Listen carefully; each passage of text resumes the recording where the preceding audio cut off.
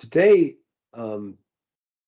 we are going to be diving into a new topic for you, and this is a really exciting new solution that we've built on top of DXL and on top of Qdabra Forms called Central Flows. And there's a really interesting value proposition here. So as one of our customers, you get the solution for free. We actually may start charging for it next year, but for anybody who already has it, we will not be your grandfathered in, so to speak, or grandmothered in. I don't know why they say grandfather. They should say grand. You should say something that's not divisive or whatever. I guess people are too woke these days. We should just say grandfather. So if you decide to adopt Central Flows, and this is the one key thing to remember at the beginning, is that if you decide to adopt Central Flows in any way, just for one form, before February of next year, you'll get it for free forever. So I should probably repeat that because we just had a few people join. Welcome, Lisa. We'll say it again.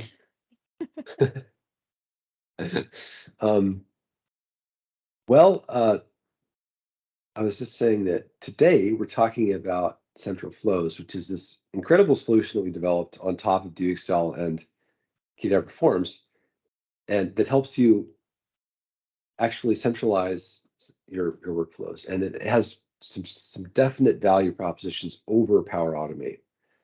There's like 3 of them, but they're definite. They're actually unassailable, and we'll talk about those today. And I was just telling everyone that if you decide to adopt Central Flows, which is a free solution, it's actually a huge solution on top of these 2 technologies by February of next year, then you'll never ever get an extra charge for it. We do plan to actually start charging new customers for it next year sometime, and I'm guessing February would be the earliest we do that. So Central Flows, you just adopt it for one form and you're good to go. Missy, I think, has it running for 80 forms or so. She was our initial guinea pig on this, so that's how this whole feature got added, was her inspiration. We want to find a way to, well, I'm getting ahead of myself. Okay. But I think that the main recap for day 2 for DXL is that you need some tool, some accelerator to allow you to scale your solutions.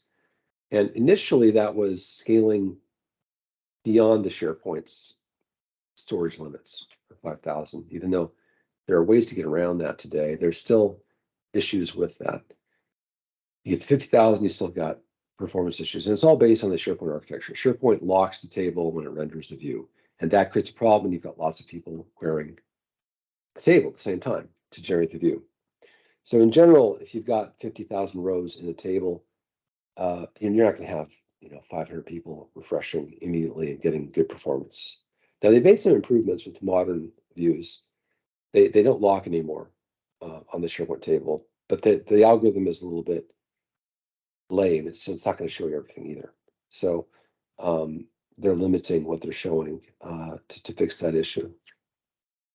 Saskia is joining us. So the main inspiration behind DXL was that, and then also we want to allow us to connect your data from your forms to line of business processes.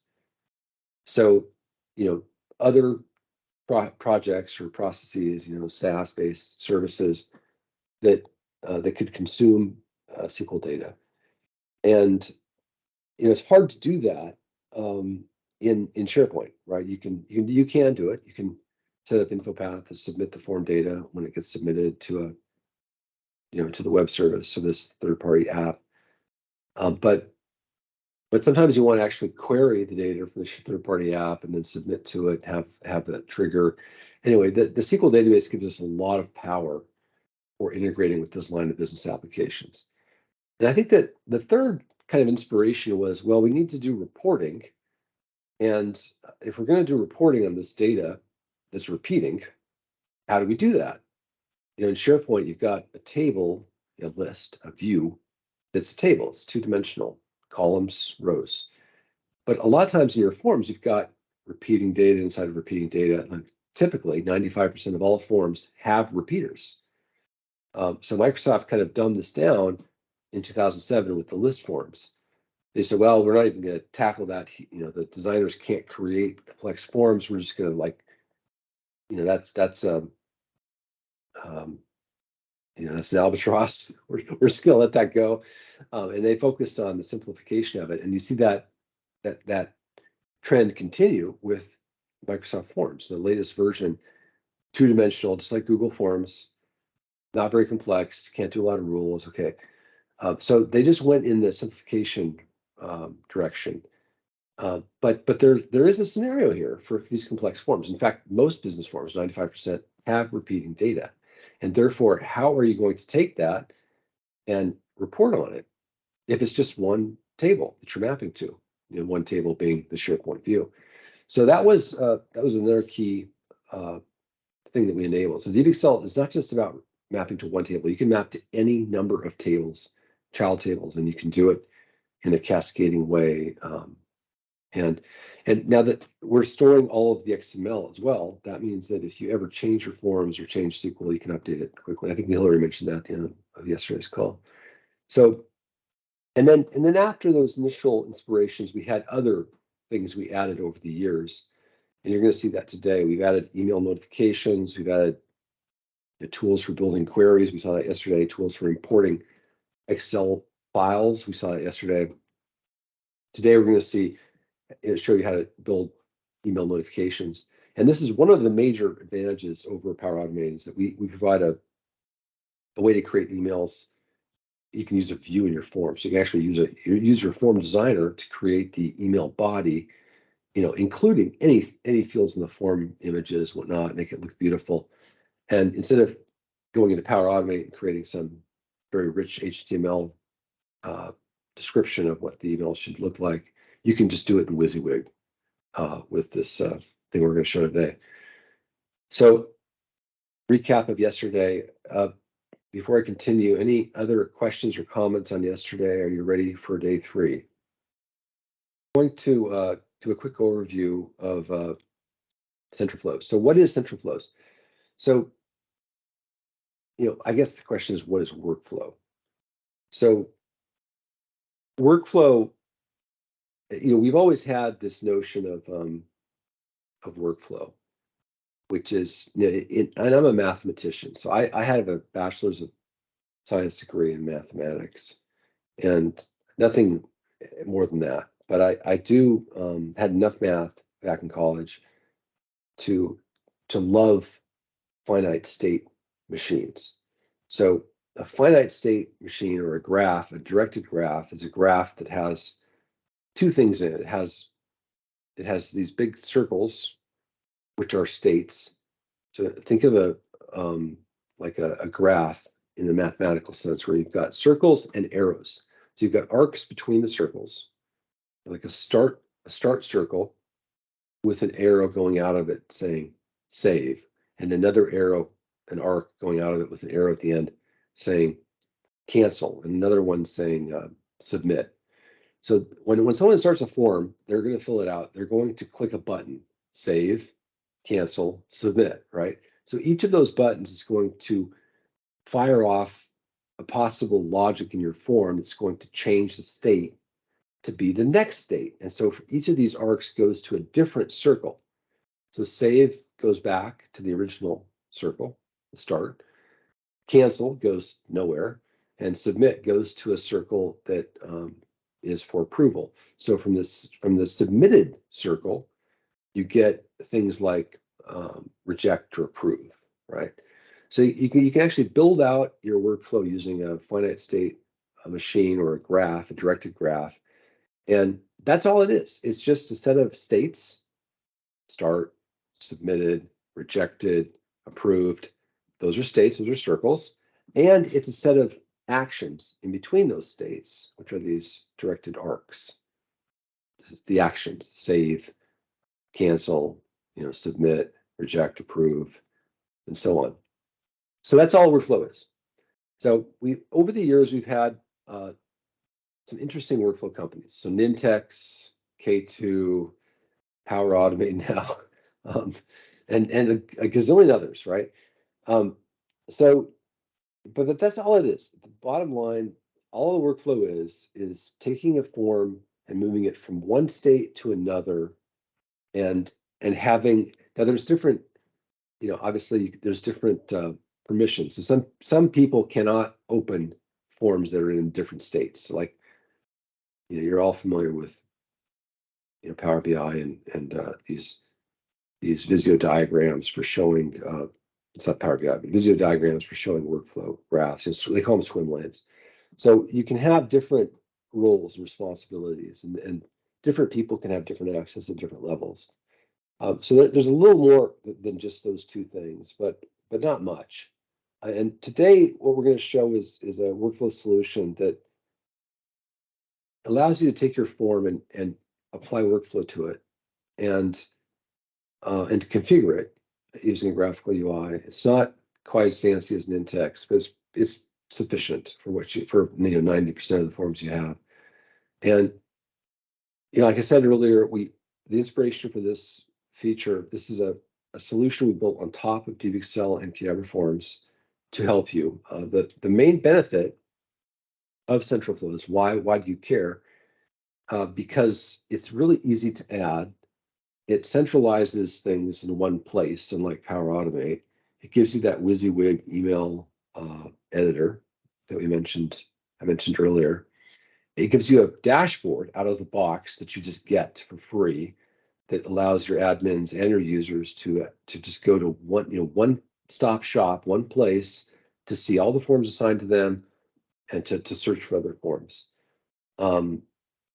And it's got a bunch of key features in it that we don't see for other workflow things, like locking, responsive rendering if you got a mobile phone or a device that's got high resolution, high dots per inch resolution, DPI.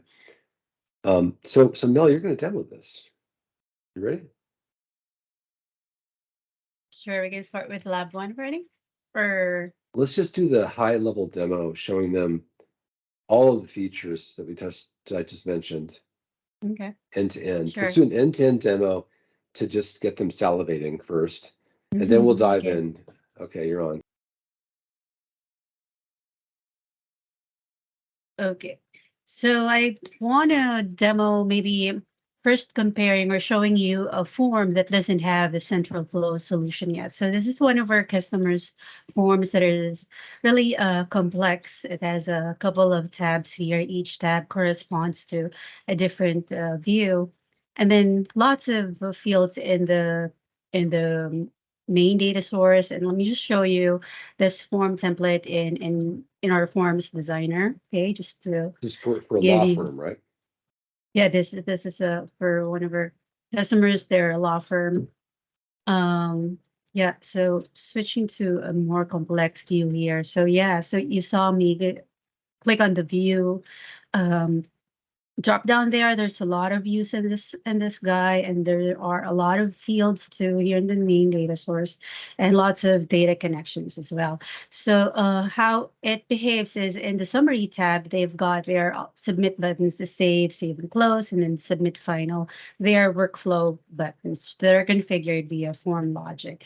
And so we added this central flows XTP, the reusable template part, that instantly like converts your forms to have all the central flows goodies in it. And this is how it looks like now.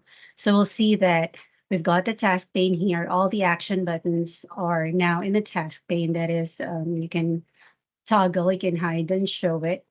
And then it's the same exact form, except again with the built-in logic for the workflows. In the summary tab here at the bottom, you don't see those buttons anymore because they're all centralized here. And this form is now smart enough to know which buttons to show based on the current form status, which is now form review.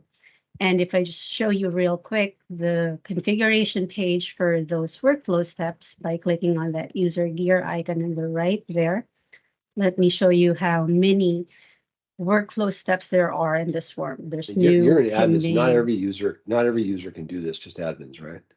That is right. Yes, not the regular users, just So admins. you won't see that configuration button in the previous form there Yeah, unless you're an admin, right? that's right. Yep. Okay.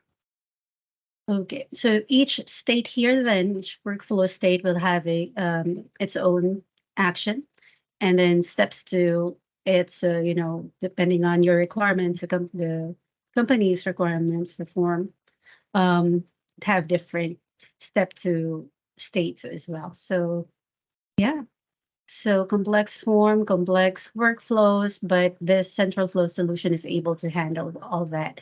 And then we have this dashboard going on, which I'm just going to jump to there here in your manage templates page. These are the three key forms or templates that you would need in your central flows enabled environment or site. So I'm just going to open the dashboard. And this is going to be your central location for all your forms. So as soon as I open this, the first tab that's going to show us is the My Assignments tab, showing all the forms that are assigned to me. I currently only have one form type here, but later on when we start submitting our own, you're going to see that we'll have more groupings in here showing each and every form type. And these, again, are assigned to me. My forms are the ones that I either submitted, saved, or assigned to me as well. So all of my forms, and then show all will just, if you're an admin, you're able to see all of the other forms in the other form types, is what we call it. Okay, so more of that later. I'm excited to show you locking too. There's locking. We've got conditionalized form, conditionalized states, right? What do you call this? Yeah, workflow states. There's like forms will only save if it meets certain conditions based on form values and all that other stuff. Showing the graphical representation Yeah, too of the states, a little different view there. right. Mhm. So yeah, so we're obviously throwing a lot at you all, but I think the upshot is that we've developed a solution that is live for several of our customers now, and I'm just going to switch back to my slides here, hopefully. And we're trying to add value, to increase the value of your investment in Qdabra Forms and in DivXL. So we've added this feature. The main reason is we wanted to give customers were complaining about Power Automate being hard to manage because you have to go everywhere and not everyone has access to everything. And we had customers complaining about Power Automate not being instantaneous. So one of the other things that Mel did not mention is that these email sends from DivXL are for all intents and purposes synchronous. They're immediate. So it's very fast. Now, Power Automate's like what, a couple minutes maybe, and it's not that long. You can pay for less latency. But there's just a lot of little complaints that people had. Can't WYSIWYG edit my email body. But mainly it was about the management of all this stuff, of all these Power Automates. And so we're trying to simplify this process. We also added, as you saw, this task pane, which allows any user, you're just adding it to any form. It doesn't scroll out of view, so they always have the buttons right there for them. So there's a bunch of other innovations here. It's in a nutshell, I think it's a great solution for a large percentage of forms that have these approval-based workflows. So we're going to dive off into the labs. Any questions so far? So there is a little bit of setup required. Obviously, it was about half an hour, Mel, I think an hour maybe max to set this up. Obviously we've got this set up on the training site. If you've got access to DivXL, you'll have access to this today, so you'll be able to complete the labs. Adding the XCP to your form is what Mel's going to demo in the first lab. It still requires InfoPath Designer. We're going to be adding it to Forms Designer soon, but there is still that requirement. And we just shipped V2 with conditional rules and a bunch of other cool features. So once again, we're just kind of quickly giving you an overview of the stuff that we're going to be going over today. So we got the better task pane, we got the workflow designer, we got conditional workflow logic, locking, and lots of other bonus features. Okay, so Mel, are you ready to do lab 1? I'm excited. Yay. Yay. All right, so onto our lab 1 then. You know where to go. Just go to your homepage, the training homepage, and then go see all or just directly to day 3. But here's our day 3 folder, and we're going to do lab 1 first. So you're going to need the CentralFlow's XTP, the reusable template part that will add all the bits and pieces of the CentralFlow solution into your forms. Then take the expense report classic, one that ships in InfoPath 2007, just to show you how to add it into an existing form template. So we're going to add the XTP into the expense report classic XSN, and then follow the steps in the PDF that's included there. So we're just going to open that PDF then. So XML template parts, I am pretty sure you're already familiar with that. You've used the DBXL XTP yesterday, and you know how to add it. It's part of Forms Designer, but today CentralFlows isn't yet, and so we're going to just add the XTP using InfoPath Design. So here is that section. So we're going to follow these. First, we're going to open the expense report classic XSN. So after you downloaded it on your machine, just right click and then design. It opens in InfoPath Designer. So first is telling you how to add the XTP into your custom controls. So right now I already have it. Let me go ahead and remove it, and so I could show you adding it from start. Okay, so you're going to go to your controls pane here by clicking on that down arrow key to see more, and then add or remove custom controls. You'll see I have a lot of custom controls already because using these XTPs are really time saving, and yeah, it will make your lives easier. You're not going to need. So there might be a few That's- people that don't know what XTPs are. We've done webinars on these a lot. XML template parts, XTPs, are really time saving because they include view, data connections, source fields, so data source fields, and logic.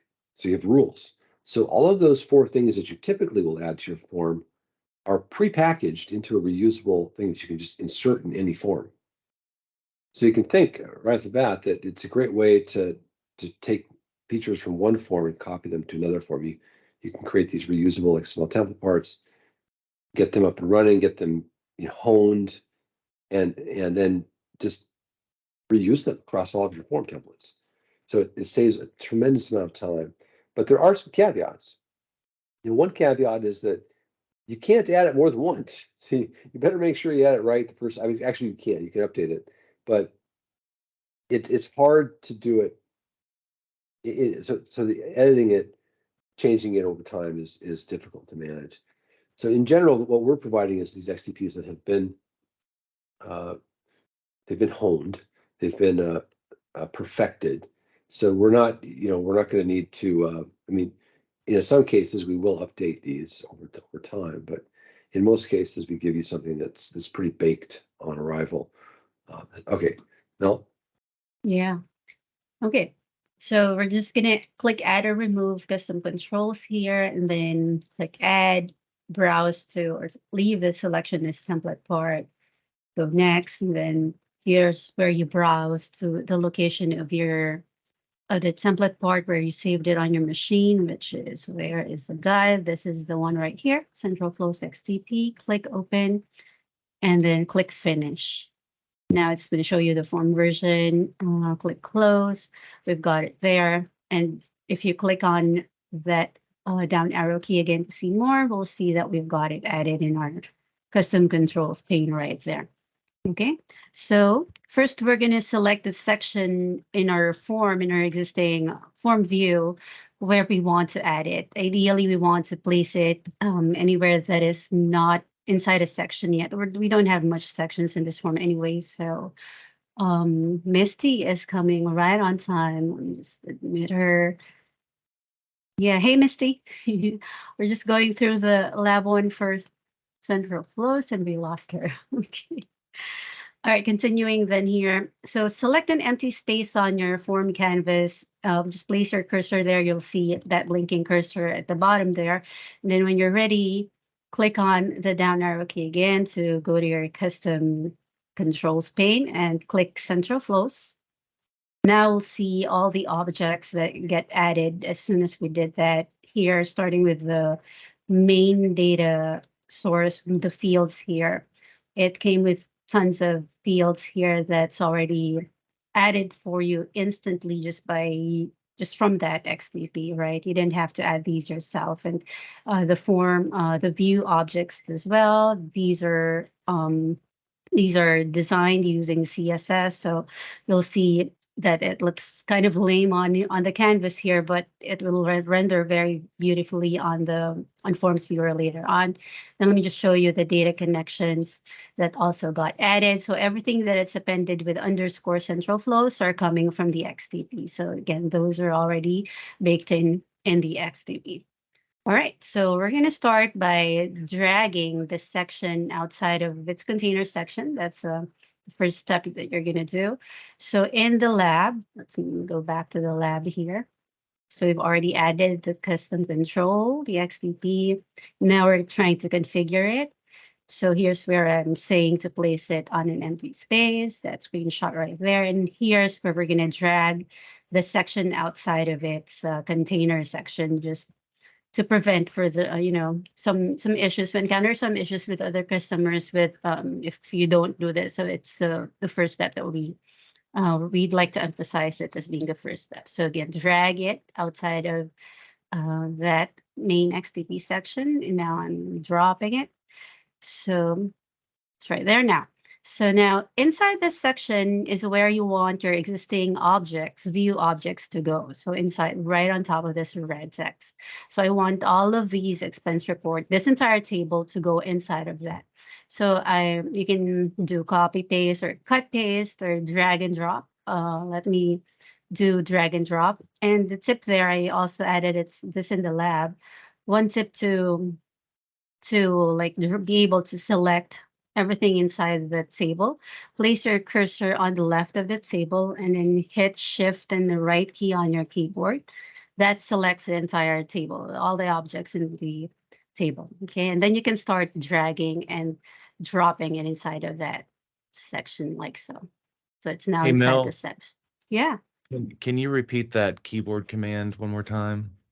Yeah, it's shift and then the right arrow key. It's also in the lab for you. Okay. Thanks, Richard. Okay, then, so we are going to customize this view while we're in InfoPath Designer. It's just a few more here. I'm going to remove this header, this expense report title, because the XTP already has a placeholder for it. If you scroll down, so I remove that row. Sorry, I went too fast there. I remove that row, and then scrolling down here, we can see it says my form name. We're just going to add our form name here instead. So I'm going to call this C demo. Okay, so then I'm just going to do some cleanups. We're seeing a submit button here. We don't need any submit or action buttons in our form because again, the task pane will hold all of our action buttons. So I deleted that submit button and then removed any extra spaces, line breaks. So there's going to be a line break here as well at the top. So I just want my form to look clean later on. So I remove that as well. That's all there is to it that we're going to do in InfoPath Designer. We're ready to further customize this in Forms Designer. So I'm just going to save it. So File, Save As, and this one I'm just going to call Demo. So the only things that we had to use InfoPath Designer for were the actual adding of the XTP, since it doesn't exist in Forms Designer yet, although it probably will be added soon. And this copy and paste, right? Drag and drop. Drag and drop. You needed, yeah. Everything else can be done in Forms Designer. That is correct. Okay, so we're uploading it in Forms Viewer now. Remember to add your name in your template and then put it in your group there. Click Upload, and then we'll head over to the Qdabra Forms Designer. As soon as it uploads, we click Design right here. Let's just go back to our lab to make sure that we didn't miss any steps. It's like we covered everything there, and then we'll continue configuring inside Forms Designer. So step 5 here on page 5 references the step 5 that is included in the XTP itself. So I forgot to mention that we also include instructions in the XTP. So you can also, without the lab, you can also just refer to these steps for your future, for any forms that you'd like to add the XTP to. Okay. It's the best So we're on- practice. The best Mhm. practice for XTPs is to add instructions, guidelines, help to the person who's adding it. Even if it's yourself, you want to remember what to do, and we've taken that as a best practice for all of our XTPs by adding these how-tos inside of the XTP as a section that's not displayed in the form. It's hidden, but it's there for the designer to reference as they're adding it. Right. Okay, so step 5 is to add a finished loading node. This will run all the rules that should run and load in your form. So we're going to head to Qdabra rules. So here in your fields or data fields task pane, switch to the Qdabra rules secondary data source. You probably did this yesterday too, but click on finish loading the node under Qdabra rules, click rules, and then click add. Name your rule something like a run central flows. And then we're going to set the field with, click on the icon here. The field to set would be coming from the V2 XTP logic. So another tip here, if you're looking for your data source in this drop down, you can just hit the first letter of that data connection name on your keyboard. Like I'm going to go to V2, I hit V, and I'm taken straight to the V2 XTP logic data source that I need. Okay, so I'm there. Then go to actions, and this is the one we want to set. So click run and load, click OK. And then we'll set it to any value, essentially triggering all the rules that are already in place there. So we're setting it to go. Okay, that's done. And then switching to that data source, then let me just show you real quick what the rules are in the run and load. We take a look, there are a lot of rules in there that you didn't have to manually add yourself. So we're like checking for the workflow steps, and let's see what else here. Yeah, some other cool stuff, loading the styles that are responsible for how our form's going to look like. I'm probably should have shown you how, the before of this expense report, but that's fine. So, okay, next step here is we're done with adding the onload rule or setting the onload rules. And then next is redirecting the Qdabra rules, I believe. Yeah, the Qdabra rules.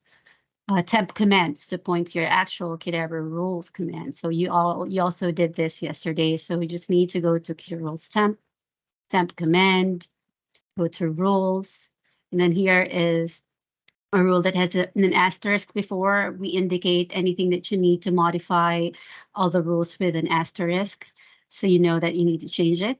So for the first action here, change the stop node to point to your, click on the icon here to be able to select the actual command node from Qdabra rules. So this is the field that we need. Click OK. And then it should look like this exactly. And I have those in the screenshots. I know people are having a hard time like trying to do this, but hopefully you're familiar now. So now temp result, we're essentially reporting it to the Qdabra rules nodes from a temporary. Yeah, I mean, this is the number repointing. one issue that I think everyone has, is that whenever you're adding an XML template part, it doesn't automatically know that it does not automatically refer to your Qdabra rules data source. So you have to add these fix-ups to repoint them. And I think this is the number one support issue whenever people are trying to add these XTPs, even though the XTP itself takes like 10 minutes to add to your form.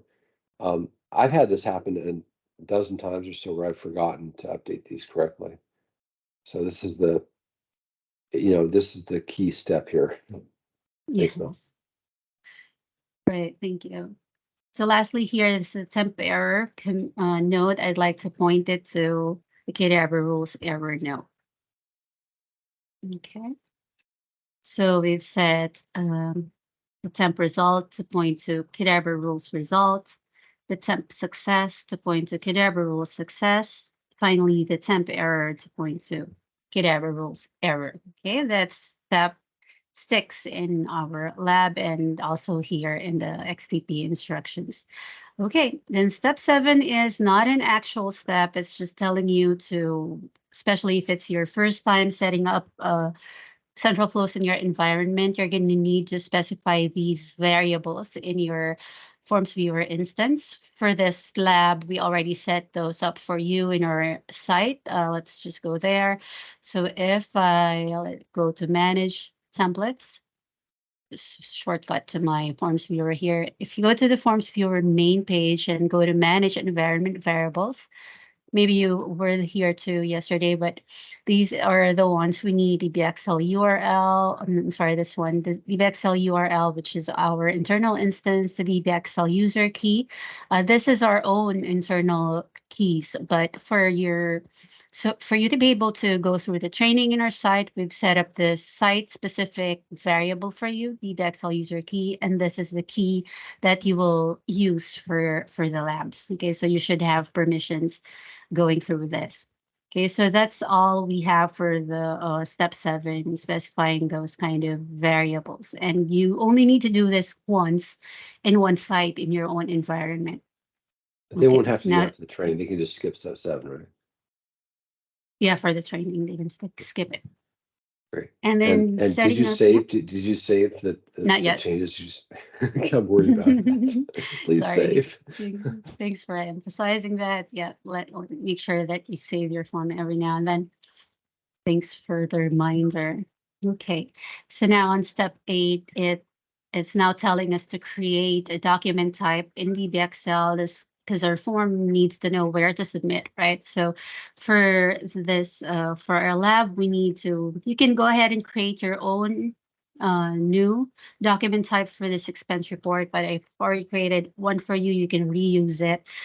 If you do create your own, let's see, which you would have known how by now from yesterday's training, right? Yesterday's lab, click on new configuration in the dbxl admin tool page and name your document type. So expense report, spaces aren't allowed. So you can use underscore and then just add your initial, something like that. Okay, and then upload the sample. So it was important at this point to save your template, because then you're gonna have to like download it as soon as you save it. Click download here, which is what you're then gonna attach in your doc type here. Okay, after you downloaded it. And then in the permissions tab, check on the enforce permissions box and make sure that you add training user here so that you're able to submit documents in this doc type that you just created. Okay, so I'm not going to save this because I already have my own instance for this lab, but you can refer to this step in the lab for that. And as soon as you've created your doc type, or whether you plan to reuse what we have created for you, just go into your step B here, into your dbxl submit node right Can they just there. reuse what you create? Yeah, I guess they can. Yeah. Okay. But Would there be any complications on the dashboard or the other demos you're doing? the reason why I would like them to create their own is later on they're going to configure email mappings, the PDF generation, so that they can have their own Right. instance of, yeah. Right. So that's a separate lab. So they definitely need to create their own, right? Yeah, if you want to create your own email mappings, Gotcha. go ahead Gotcha. and create. So that last step that Mel was suggesting might be optional is not optional. You're going to have to create your own doc type. Sorry, there's a question.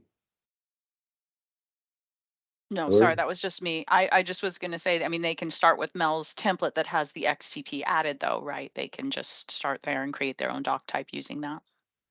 Yeah, they can do save as here too. Is that what you mean? Oh, cool. Good idea. You're so smart. Yeah. So you Actually, can yeah, search. that is, so you said something that confused me, Hillary, because you said they can start with her template, but what you really meant is, or what you're thinking about maybe, because you haven't had caffeine or whatever, is what Mel just mentioned, right? Exactly. Yeah. Just Yeah. not quite caught up. This is actually a great thing. So Melly, yeah, thank you, Hillary. So yeah, this ability to just copy. Did we talk about this yesterday, Hillary? I wasn't on the call when you guys went over the We did not. We did not talk about it that I So remember. DB still has this great feature for copying doc types, and you just go into Mel's doc type. You got to find it, and then you just click the save as, and you can just repurpose what she has. Now you're going to be stealing all of the work that she did on the form template, Yeah. but she did it correctly because you're going to see the demo results here in a second. So you can leap forward in this lab. So you can not have to worry about any of those steps 1 through 7 and just do that. But now you actually should do those steps too, just to get the muscle memory going. We had another question, and I'm trying to pull up chat here. Can you show us where the template is again? Sure, From Rob. Robert. Yeah, if you go to catalog, it's the first page you will see when you go to the DBXL admin tool. The catalog, I'm switching back there. It's going to be under or inside when it loads on DBXL, inside the central flows solution group. Okay. Still waiting. Thanks for joining, Hillary. Yeah, I was going to try to just grab a link from the page you were on, Mel, and paste it into chat. But DBXL is also being very slow for me. We need to give this guy a cleanup. We've had too many trainings and other things going on here. So let me close mine so we're not both banging on its doors. I see. Okay, it's still loading here. Yeah, because we could I could also just grab this template. I went back there just and grab that paste it in URL. chat right there. So that URL, though, yeah, truncated it will redirect you. Will point you directly to my template, my doc type. Okay, so that's there. Okay, so I guess I'm just gonna grab this name. So after you created your own doc type, or just continue with the steps here. DBXL submit. Let's go back to our forms designer. And here in the XTP logic data source, search for or expand actions and DBXL actions. And then go for DBXL submit. Click rules. Here is another rule that is prepended with an asterisk telling you that you need to modify it. Then here is a doc type, enter the value for your target document type. So I'm just replacing the placeholder text here with what I grabbed from my clipboard. That is the name of my doc type. Okay, that is where we're gonna, the forms are going to submit to. That's done. It has to be the same doc type that they created, right? That you create. Yes. It has to be your own doc type. Okay, then so last two steps here, just copying and pasting. So here we've got this repeating section on the view. Here in the instructions, we've also got that expression. So XTPs do not support these kinds of complex XPath expressions. So things are getting truncated, like preceding sibling formulas are getting did I say the right word, truncated, and the stripped out of the formula. So we're going to have to manually just paste it. Look for that repeating section. This is the one. This holds all our workflow action buttons. It's repeating. So just click rules. We'll see a conditional formatting rule. The first one here, it says hide if same button. Click on the expression there. We just added a 1 as a placeholder, but you're going to have to delete that and replace it with the XPath formula that we provided for you. Okay, so this just hides any, basically from the name itself, hide of the same button, because there will be instances where you'll have multiple, for example, submit buttons, one that does this, one that, one that gets assigned to a manager, one that gets assigned to, for example, the HR. You don't want your form displaying like 3 submit buttons, right? So this just hides if they're the same, and the form logic behind the scenes will be smart enough to know which one of those buttons should, which rules in those buttons should run depending on the form data. I hope that makes sense. And I'm just done with that. And then one last formula to edit here is in this button that I mean, Mel, is, that made me think about the buttons that exist in the form. Are you going to show that you have to delete that or change it, or are you good? which one? Like if they have a submit button in the form already, they're adding this to it, right? They Mhm. have to delete those, right? Or hide them. No, they don't have to delete. They just, those will be hidden because of that conditional formatting rule. Okay. Is that what you mean? Well, Yeah. like I'm sorry, this is a stupid question here and I'm getting sleepy, but if they have a submit button in their form, Mhm. right? You add the XTP and then the buttons are going to show up in the task pane. Awesome. But Mhm. what about the buttons that are still in the form, in the view? Oh yeah, I already asked them to delete those in the Gotcha, expense gotcha, gotcha. report. Yeah. Sorry, I missed that. Yeah, Thanks. an existing action button that you would have on your view, you're gonna have to delete because users will be confused to which buttons to click from the form canvas or from the task pane, right? I'd like them to use the task pane for Central Flows forms, okay?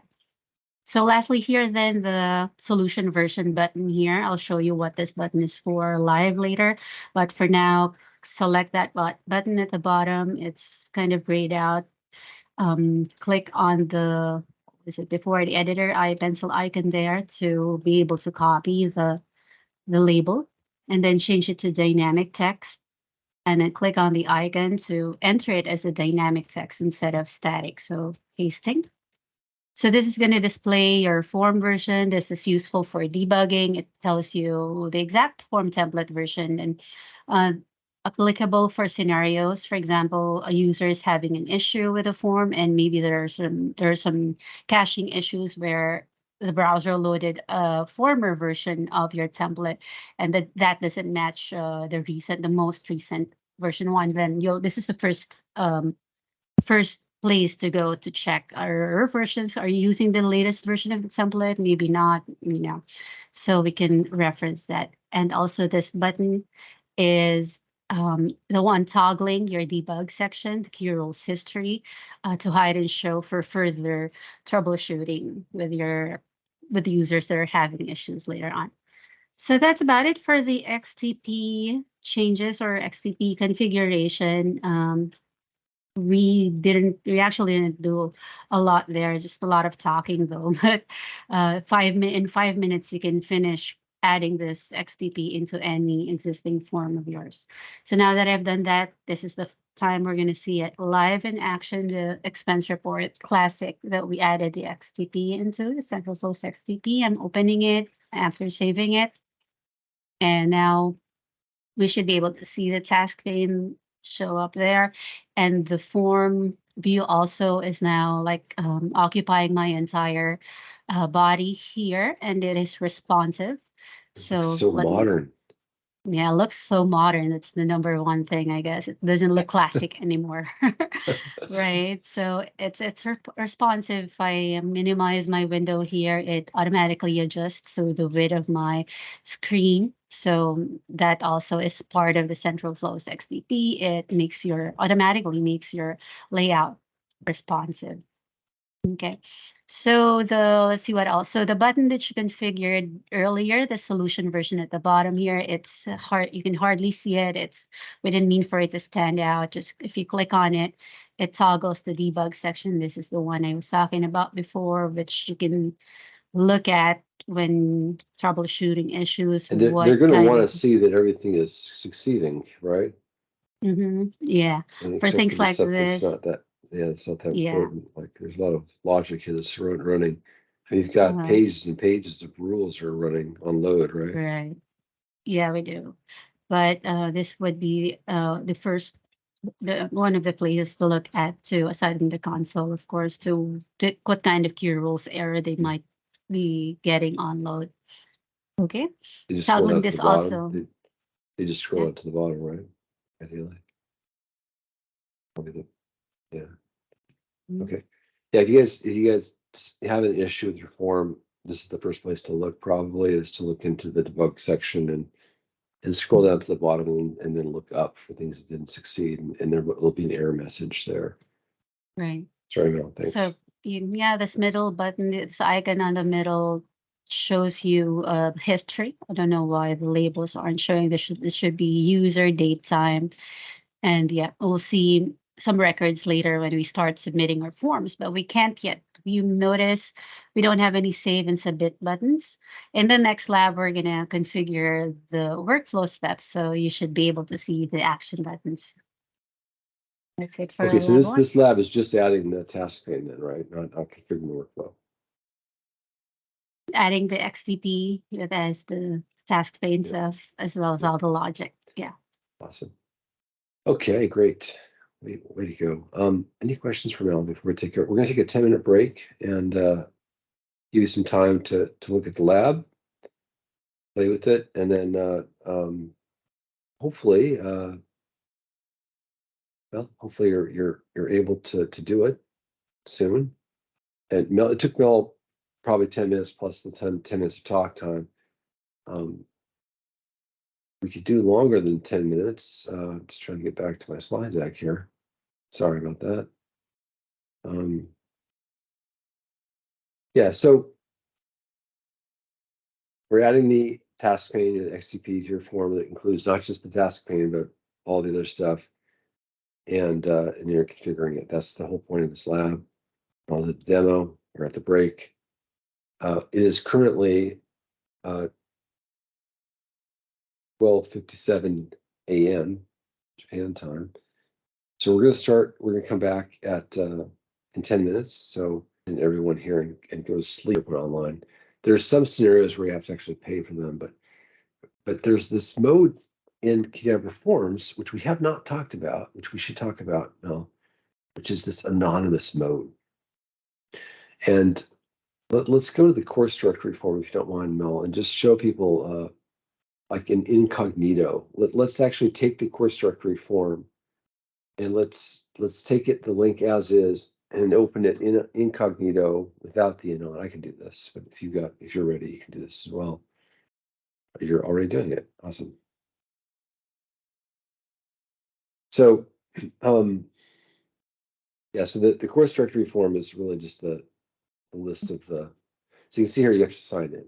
So, Yeah. so this is the problem. So she's taking the dashboard form and she's copied the link to her incognito, and it doesn't work because she's not logged in. So now just add that, that FV anon to the end of it.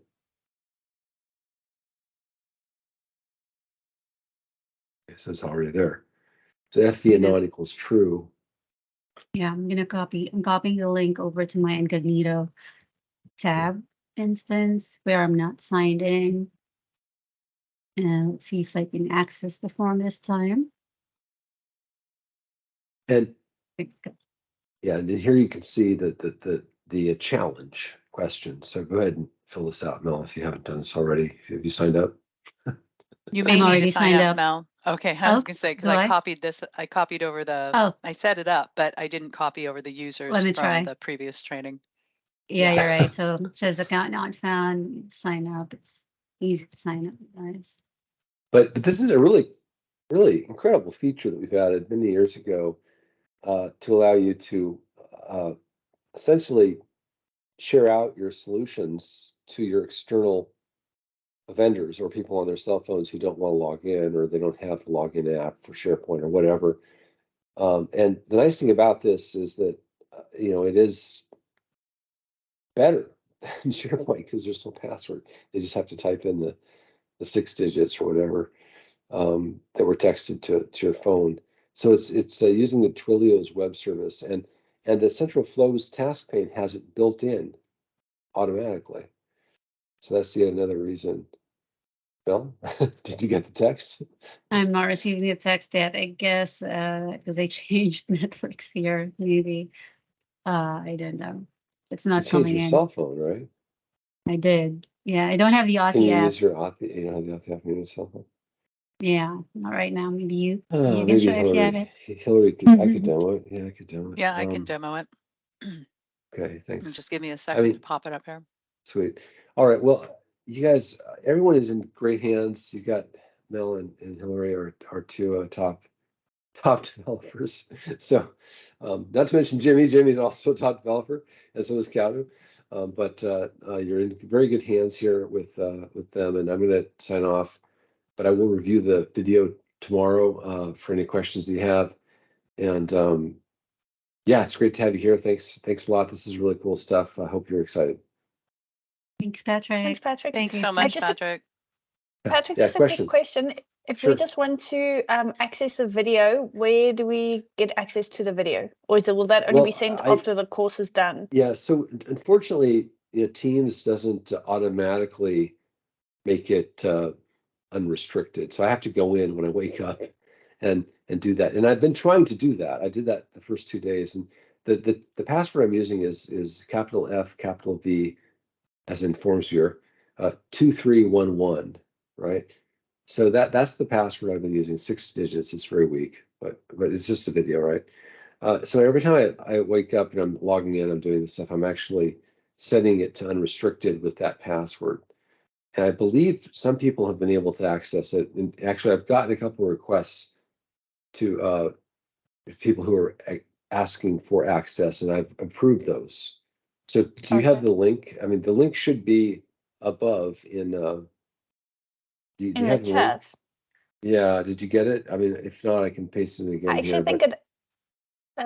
actually think it removes us from the chat after we leave. Oh, that's true. So anything you paste after we've all left doesn't work. Teams. Okay, we'll have to make sure we don't do Teams next time. But Zoom or GoToMeeting or something. Yeah, so let me get the link clear. Hold on a second. I don't know if anybody else accessed it, but we were also I trying to know figure out Robert has where it. was. So I sent it. Robert sent email to support earlier, and I sent it to him. So maybe I'll just forward that to you. And then today's one as well. I think I missed something in the previous one. I need to go back and finish the. Okay, so I'm gonna yeah. What I'll do is I'll take a note to send email out to everyone after I unrestrict it. Okay. In a few hours when I wake up, and then Hillary, if you've got time to share out the previous one, I think you have the link, right? I can do it right now, though. Great question. Thanks. Right, the email you sent to Robert with the link in there, I can get that sent. Sure. Okay, awesome. Okay, any other questions for me before I sign off? Awesome. Okay. Thank you, Mel. Thank you, Hillary. All right. Thank Talk to you later. Thanks, Patrick. Ciao. Bye. Okay, and then while we were chatting it through Lisa's question, I went ahead and hopefully you guys did also see the screen share where I was able to successfully log in. I had an authentication code texted to me. So this is the process that Patrick was mentioning. Mel, I'm going to hand this back over to you. The important points to note are that the template itself has allow anonymous users enabled. And then the link I was using was the one from opening the form anonymous. So you can allow anonymous access, and this Twilio kind of Authy stuff, this allows you to actually have anonymous forms that are also secure. So I will stop sharing and we will get right back to Mel. Thank you, Hillary.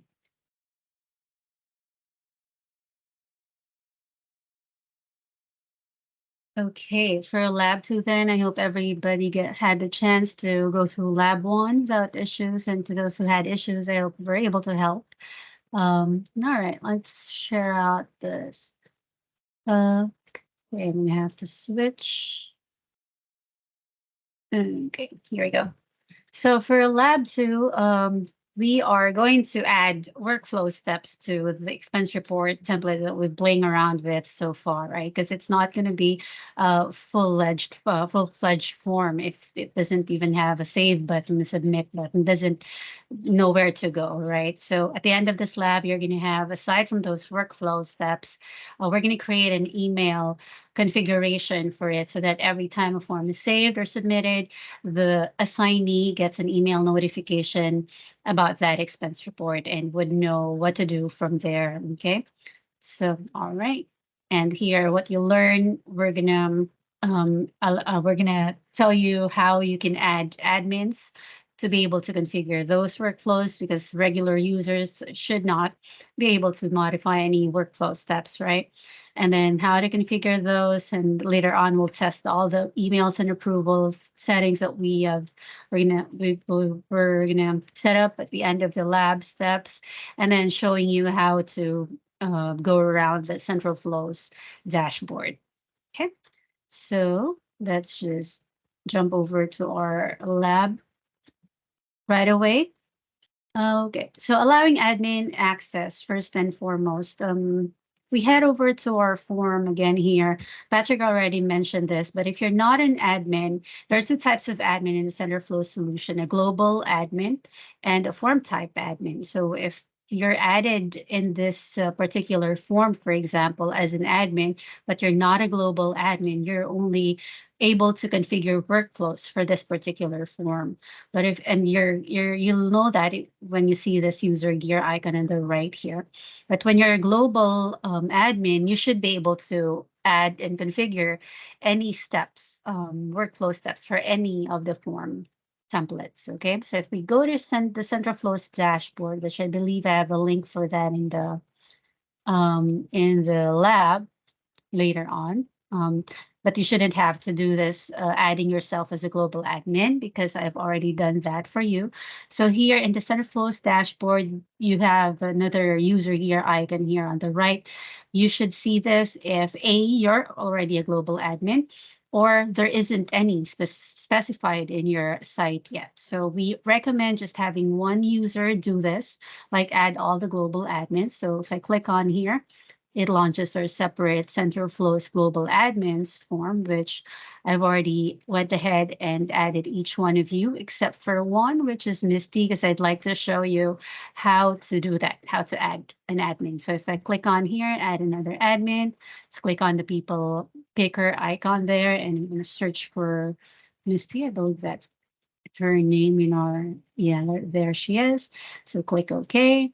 That's it. And just hit the save button. And this form refreshes. And if we scroll down, we can now see her. So I believe, Misty, before I've added you, you don't see that user gear icon in your expense report form, but now refreshing the page should be able to allow you to start configuring steps. Okay.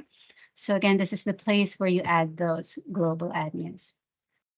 All right, now going back to our lab here, then now we're going to add those workflow steps now that you can as an admin. All right, so just clicking on this icon, then we're gonna go to the Central Flows config form.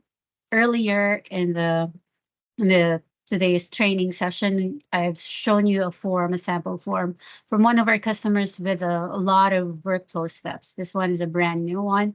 So the first thing you do is click on new step there. So the first step is always going to be, yeah. I got completely lost there. I have the expense report demo open. I'm an admin, but what button do I click on to get to the Central Flows? Right, on the upper right corner of your form, you should see the user gear icon. Yell if you don't. Nope, got it. Do it. you see it? Awesome. Yep, okay, anybody? Clicking. And thanks, Rob. Anybody who's not seeing that icon, just yell. I might have forgotten you. Sorry about that, to add you in the global admins, but I'm pretty sure I've added everyone. All right. So then once you click on that, it opens your config form for you, and you can start adding your workflow steps. The first step is always going to be new, so just type that in. And here in the button section down below, these are the action buttons that will display on the task pane. So I'm going to call that save. And then And that's the what- label that shows, right? The button value. That's what shows on the label for the button. That's exactly right. Yes, exactly. They're the label. So later we're going to show you changing the label. So, and then real time how it affects your buttons. So for now, we're going to do save, and then what state it's going to step to. So when clicked, you want the state or status, form status to be saved. When you tab out, it automatically sets the status label as well as step label. This is the assignee drop down. For saved forms, you would normally want them to go to get assigned to the current user. So we're going to select current user there so they can go back for later when they want to modify or continue working on their forms. They don't want to submit it yet. Final, right? Submit final. So then we're going to add a new action. This is going to be for the submit button this time. Step 2 would be submitted. That's your next state, right? And then this time I'm going to assign it to my manager. It looks up in your, based on your Active Directory settings for your account, who your manager is, and then assigns it to that. So I realized you might not have, you might not be set up in our Active Directory system. So in that case, just for testing purposes, you guys can do static here, select static, and enter your email address, whichever email address you want the notifications to go, just for testing purposes. You can even do your personal one if you want. Okay. Hey, But Mel, for I have now, a question yeah. about the manager thing. Mhm. Our organization does not do the manager thing at all. Is that kind of like a deal breaker for central flows? No, not exactly. You can just, you have options here. You can do XPath. It's gonna be like a form. You can use a form field in your form. Like I remember your forms having selections for the next approver, right?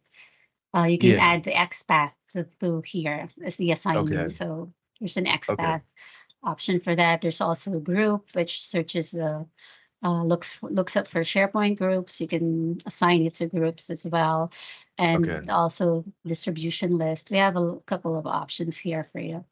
Okay. Okay, cool. Thanks. Sure. So I have everything set up in my Active Directory record. So I'm going to assign it to my manager, but because he's sleeping, maybe I'm going to assign it to Hillary instead. So I'm going to do Hillary here. So that way we can test with her if she gets email notifications for my submitted expense report forms. Okay. So I think I'm happy with that. Let's see the next step. Okay. So we've done the new step. We've added the save and submit buttons. So, okay, let's save it. Make sure you're just going to save your config. And let's just see how our expense report would look like after we've done that. I'm going to go back to my tab here. Right now, there are no buttons. If I refresh, we'll see that we should be able to see those buttons now. And that's what you can see right here. It's working. So let me go ahead and change the label. Maybe for whatever reason you want to save or change your button labels, right? That's, you can always do that. It doesn't, as long as you're not maybe changing the step to value here for your button action labels, then you're good, because some of the previously submitted forms might have already set their status to whatever you had here initially, right? So you want to maybe not change those after the fact. So here I'm changing the label, saving it, and now again I'm going to refresh my form, and we'll see that real time the button labels should change. And yeah, on click, it should still do the same, setting to a correct workflow state. The next one. Okay, so all right, let's see what the next step is. We're going to add more workflow steps here, because essentially what's going to happen if the save button is clicked. So we want to make sure that we are taking care of that. So now if the step is or the status is saved, what buttons am I going to show? Because if you don't have it configured, then the users won't see any buttons on any saved forms that they have. So I probably would have the same save and submit buttons at this point. Is the user still not submitting the form as final, right? So submitted. So for every step 2, I would imagine you having different blocks of steps here as well. Okay, so same thing here.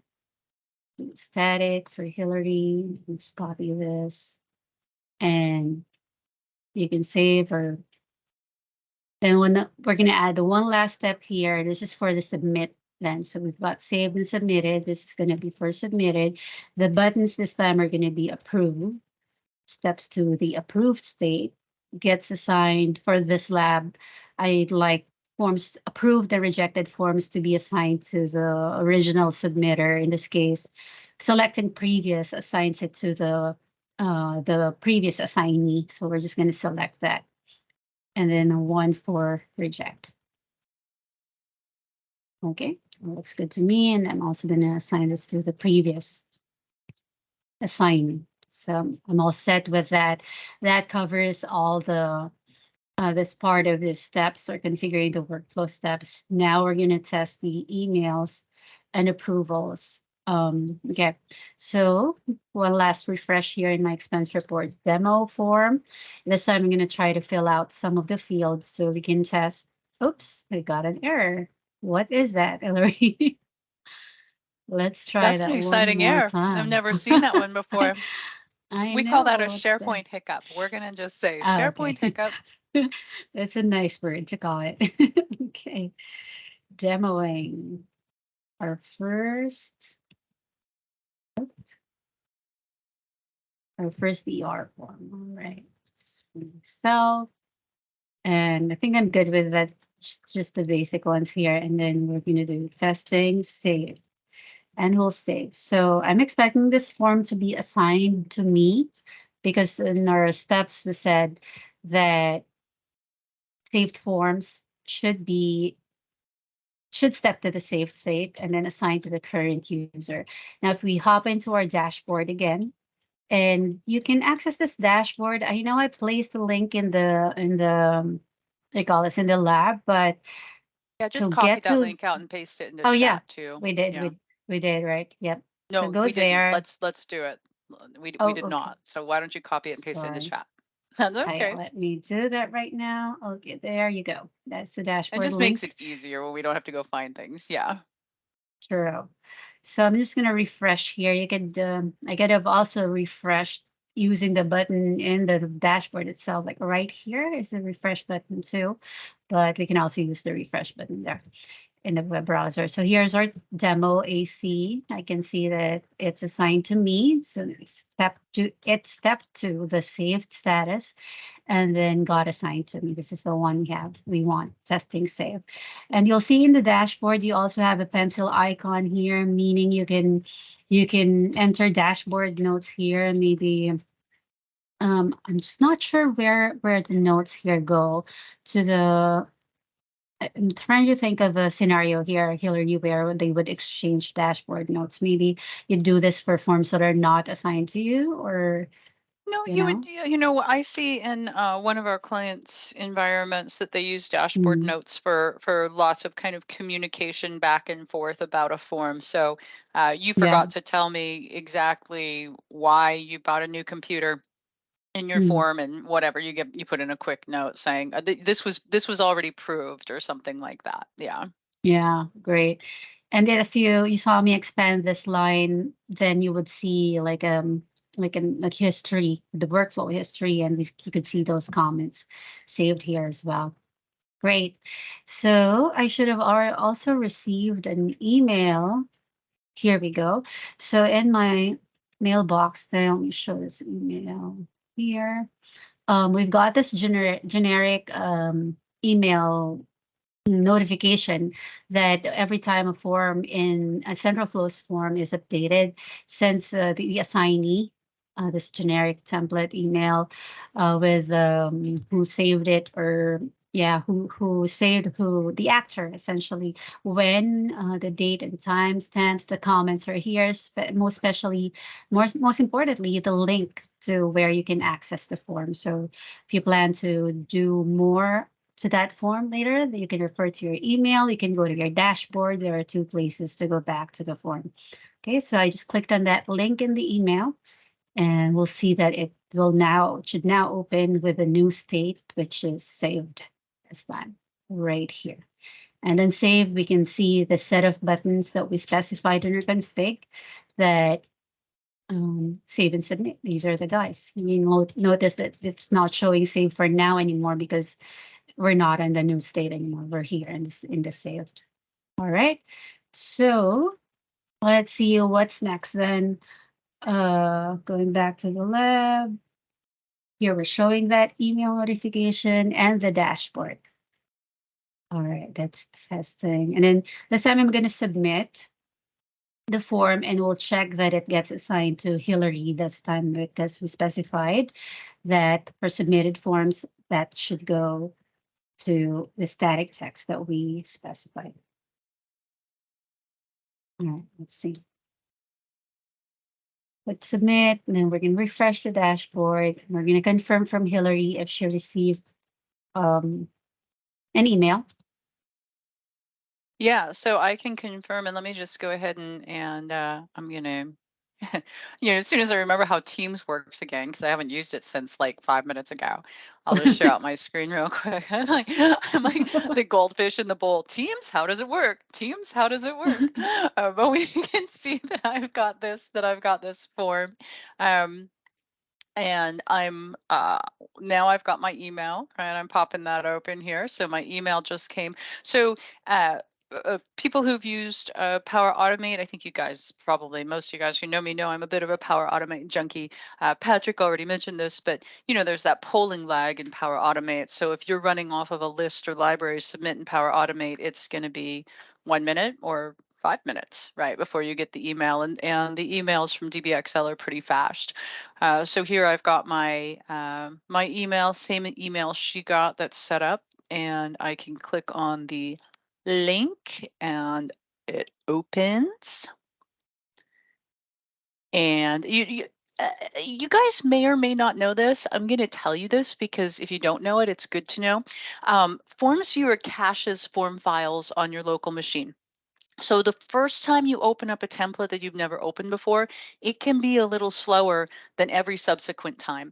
But then every time you update your form, you make changes and you update it, the first time the new template is opened, it can be a little slower. And that's because we're caching files to improve performance. So obviously, if the form versions change, we need to go cache your files again. So that's why the first time you open this form, it'll be a little slow. Subsequent opens are going to be faster because we've cached stuff. Okay, so I'm going to go ahead and say you didn't buy anything and reject this because there's nothing on this expense report. Mel, you're wasting my time. How dare you? So there we go. I've stopped sharing. It's you again, Pumpkin. Thank you. Okay, I'm going to share again here, and okay, now right, I can see.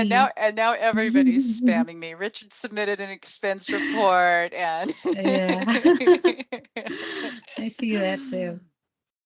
Wow, you're way ahead of us, Richard. You submitted an expense report already. Great. Okay, Sorry, so now I thought I changed it, but sorry. That's fine. So we'll see that Hillary's updates to my form are here under my forms because these are the forms that I submitted under my forms, right? And it's rejected, and this is her comment. So yeah, that's it. You can see those kinds of exchanges and between your workflow assignees and whatnot, and you don't have to do extra, different, extra difficult logic in your forms just to be able to get those things working, right? And later on in the next lab, then I believe we're gonna use PDFs. We're gonna include PDFs in those email notifications.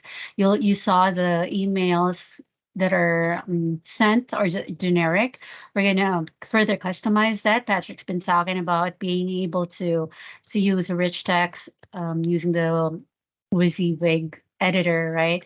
We're gonna make it more fancy, those kinds of email notifications. That's for our next lab. Okay. Efficiency is sending out PDF files in those emails that are generated from your workflows or from your buyer forms, right? So in this lab, we're going to configure email notifications in DBXL because we're going to replace the generic one that when a task gets assigned to someone, that generic isn't so much useful as you want maybe sometimes to make it fancier by adding some graphics or adding some tables and what have you. So that's one of the key features of DBXL, the ability for you to customize your email content and even attach a PDF. Okay, so that's what we're going to do. And that's also what you're going to learn in this email, in this lab, to configure the email mappings. Okay, so without further ado, let's just open your lab 3, you know where to grab the files for that. Go to our documents folder. It just has the one PDF, no other files in there. Okay, so first, in order to send out those PDFs, the way we do it is we add a view in our form template. So let me just close Lisa's forms designer instance there. So if you look at your expense report, the one that we provided you, you're going to see two more views there. We've got the PDF and the email view. So PDF is just the table showing you showing the expense report stuff. Nothing in the no buttons to show any submit or save or submit the buttons, right? No other controls here except for what you want to show in the PDF, right? So that's what we have. We can even change these to calculated values, but today, I don't think we have support for that control in our forms designer. So yeah, you can keep those as text boxes. So again, this is what's going to show up in your PDF when those email notifications get sent out. And then one more is the email view. This is what's going to appear in the email body. So what we shipped to you was the one that didn't have the XTP yet. So it didn't have these central flows fields yet. And so this is still kind of generic. It says for more details, see PDF attached. It just has the same table that contains the already the fields that are already in the stock InfoPath 2007 expense report. But now that you have your, for example, your assignee in the fields here, your status, you can leverage those. You can make use of those to display more in this in the email body. For example, I'm going to do hi, like a greeting in an email body, right? Hi, and then of course, I can't add a calculated value control here in Forms Designer. So this is part of the lab, actually. Maybe I'll show you that later after we test this piece. We first want to configure the email mapping in DBXL. So I'm just getting ahead of myself here. So here, let's actually follow the lab steps. So configuring the email mapping in DBXL. Launch the DBXL admin tool. There's a link for you for your convenience. I'm just going to hop over there and go to the email tab is where you want to configure these kinds of things. I've already set one for testing before, but you're going to want to click new for creating your own mapping instance. So for the view here, you're going to select the PDF view. This is the PDF that will render in the email notification. Okay, and then we just name your mapping anything. I'm just going to do this finalized demo. So we're saying finalized. The scenario would be, for example, for every completed form, the manager or the submitter would get emailed about the final status of that form. Like that's why we're calling it finalized. But you're not going to be able to finalize or complete forms during this lab because there's you don't have a manager, you don't have a right. Can't go through the actual workflow in your real world scenario. So for this, we are going to just do this when forms are saved. Okay, so let's see. We're going to go to the email tab and click new. By the way, if you have any changes to your PDF view, like you go to Forms Designer, if you added some more extra stuff in here, right, in this PDF view, make sure to save it and then save it and download the template and then reattach it to on the general tab here, upload new, reattach the latest template because it needs to take the latest view to send that out in the emails. Super right? good point, Mel. Yeah, because DBXL is doing the actual rendering of the PDF. So if you've made changes to the way that PDF is supposed to look, to the view that provides that PDF, DBXL has to have access to it, and DBXL and Forms Viewer aren't talking to each other behind the scenes on this. Really good point. Thanks. Yeah. So again, going back to the email tab, then it takes that PDF view. So whatever change you made there, it takes that exact, renders that view. And then, okay, so here are your rendering process options. If you want to email or send this email out when a new document is submitted, you just want to check this. But for this lab, we just want to send it when a document is modified. We want to send this for saved forms, okay? So leave this box checked, sending email with attachment. It's going to attach the PDF in the email. So we need that. For the naming, we don't want any like junk text for the naming. We want to specify a user-friendly name or descriptive name, because your expense report already came in with the central flows fields, right? We already have a form name for it. So I pasted that. I added the XPath to that in the lab. So just grab it, copy it. We're on step 6 here, and then paste it on the PDF naming box right there. Make sure there are no line breaks like what we encountered before. So that's going to take the form name as the PDF name that will be attached in the email.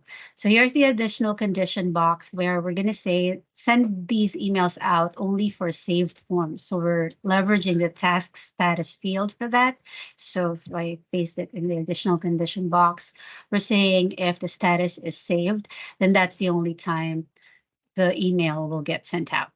Okay, that's the additional condition box. And then the rendering contents, then we're not going to specify our subject and the body. For the subject, for the purposes of this lab, we can just go with static text. So like your expense report form has been updated, something like that, something generic. Or if you want to get fancier, use an XPath expression. You can use a concat statement too.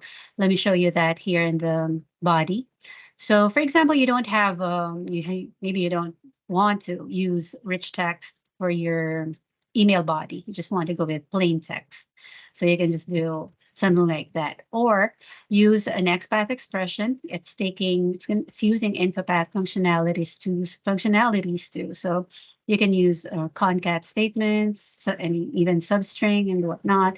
So this is a combination of saying your expense report form has been, and then dynamically grabbing the value of the status, and then see attached PDF, another static text at the end there.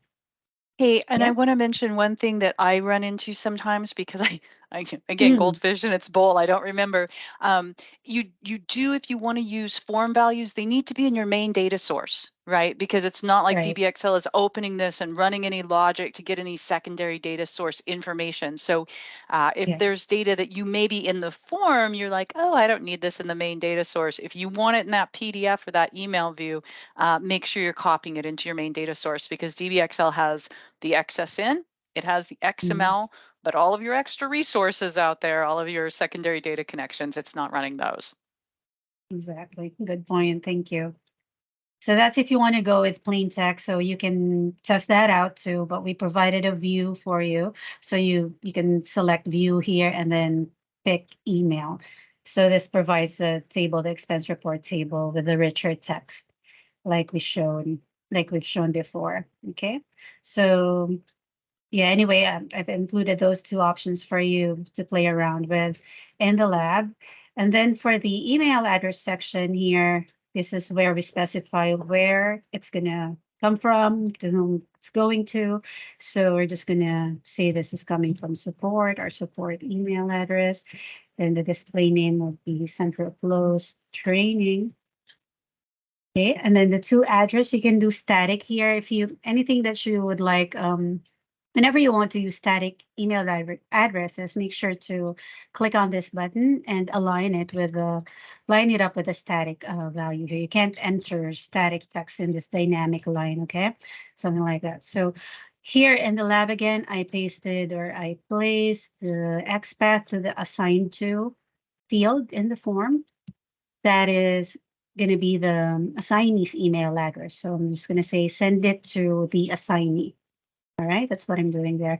And you might want to add yourself as in the static text there, your email address, just for testing purposes. You can CC, you can DCC. I'm going to blind CC myself here so I could get to receive your test emails, you guys, just for when you have issues. And I'm going to confirm that, hey, I received it. You didn't, sorry.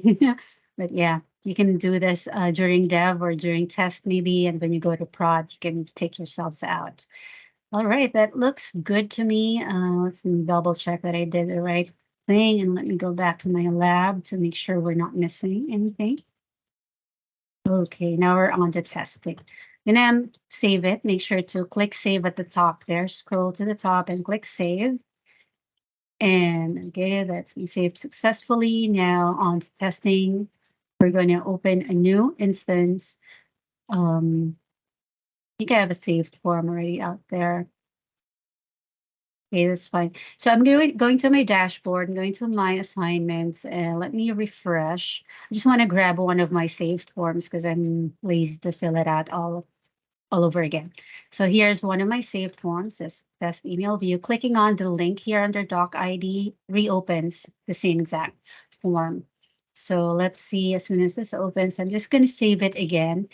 That way, it will still have the status saved, which we specified in the condition in the mapping. So only send out email notifications if it's saved. So testing PDF attachment in email. And I'm going to save. I'm going to wait for that email to come. All right. Hoping for that to pop up anytime soon here. So let me go to my mailbox as well. It's taking a little bit longer this time.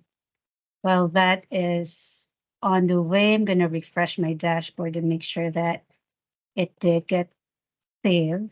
Yeah, we can see my dashboard note. My latest dashboard note is right there. It's still not, email still not coming up. Maybe it's taking more time because of the attachment. We don't know, but there it is. 106. So it just came in. Yeah, so this is the email body that we had in the view. And then here is our PDF attached. If I double click on it, it opens in my PDF viewer. And this is exactly what we specified in the view as well, the PDF view. Okay, looks good to me. Yeah, and emails are coming up. This is the generic. So here in the PDF, I said in the lab, I said, you're going to receive 2 email notifications, one for the default task notification, which has a link, and then the custom one that you just configured. Okay, either the body or either the one with the static text. This is how the static text is going to look like. Okay, I'm not sure where these other emails are coming from. Sometimes I get duplicate emails. That's something that I'd like to troubleshoot offline too. I came across these multiple emails during testing earlier. It looks like these are all coming from me too. So yeah, that's something that I need to investigate offline. Okay, that's for Lab 3, Lisa. I see that you have yours too. Great. Any questions? Are we gonna pause again for a quick break for them to go through the labs? Lisa already did. Yeah, Lisa's done. I think we're at 9:08. You've got one more lab to present. We want to make sure we have our 10-minute wrap up at the end. So I think your time looks really good. I think you're yeah. So on to lab 4 then, the last but not the least of all the labs today is being able to conditionalize or add conditions to your workflow states using form data. And this is a recent release in our central flows of V2, V2.0, the ability to add conditional XPath expressions and tell your workflows to run only when certain conditions or when those conditions that you specify are met. So that's what you're going to learn in today's lab. Okay, So you're going to think of this as, remember when you specified the additional condition in the email mapping configuration, when you only wanted the system to send an email when the form status equals saved. So it's something like that, except we're going to assign forms based on those conditions. So going over our lab for PDF here, which you can grab again from our documents folder. So our scenario for this, to get a better understanding, and just a simple scenario would be any expenses that are below $100 in total will be automatically approved for users submitting those kinds of expenses, right? It doesn't have to go to your manager for approval. It's cheap, no need for approval, right? But anything above 100 should go to the manager. So that's our scenario for this lab. All right, simple, very simple. It's going to use a form field to grab that, the value to check for the total expenses. So without further ado, let's start configuring stuff here to get that all in place.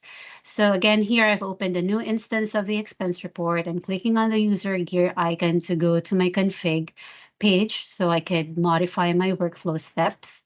So you'll see we have a condition column in the table layout here, because we have two layout views. In the config form, we've got this table layout, and we've got, if you click on the other icon here, it shows you a more graphical layout with all the cards. Each step or each action showing us cards here. Here's our new, here's our button card for saving and submitting, and for the save, there's your save and submit, and yeah, and so on. So for this, we're going to add an action for new forms. The scenario would be for newly submitted forms meeting the condition. So we're going to add another submit button. It's going to step to an approved state. So again, this one, it will automatically get approved. Then we're going to assign it to our manager. Oh, maybe to the, I forgot. Maybe assign it to the current user. Let's make sure that we're doing the right thing. So I'm doing current. Okay, so I want to set it to, assign it to the current user. This is going to have the condition where expenses are greater than $100. Okay, and this one will have the expenses that are less than $100. Let me make sure of that. So we've got submit, submitted, and then submit approved. This one assigns to my manager, Hillary, for now, and then this one assigns to myself. Okay, so this, we're gonna configure the condition first for the submitted card, and this one will be if my expense report total is more than 100, then it needs to go to my manager for approval. So this, Mel, I'm gonna pause you for just a second because Misty had a question. I just want to make sure we catch her question before we move on too far. So Misty, what was your question? So in if you go up just a little bit where it has assignment and then assignee, can that have XPath, or what do you put? I mean, yeah, it can have XPath. This is just a slightly different view. Oh, you just pick it by whatever's in the dropdown. Okay, I'm sorry. Yeah. Gotcha. Yeah, oh no, that's fine. I'm glad you mentioned it. Absolutely. Yeah. And so Mel was just getting her XPaths from her PDF, which you could have also used. You probably used InfoPath to get those correct XPaths, didn't you? I was going to show next where to grab those XPaths. In Forms Designer, we do support XPath, grabbing XPaths too now. So going to our Forms Designer here, I'd like to get the, let me see, items, the total. I'd like to use this total field for looking up the total cost of all my expense items. So here we've got the copy XPath button, very convenient. So I click that, didn't tell me if I did copy it, but let's see what happens. Going back to my config, I'm gonna paste, there we go. So first, again, for every submitted forms that are greater than 100, this needs to go to my manager for approval, okay?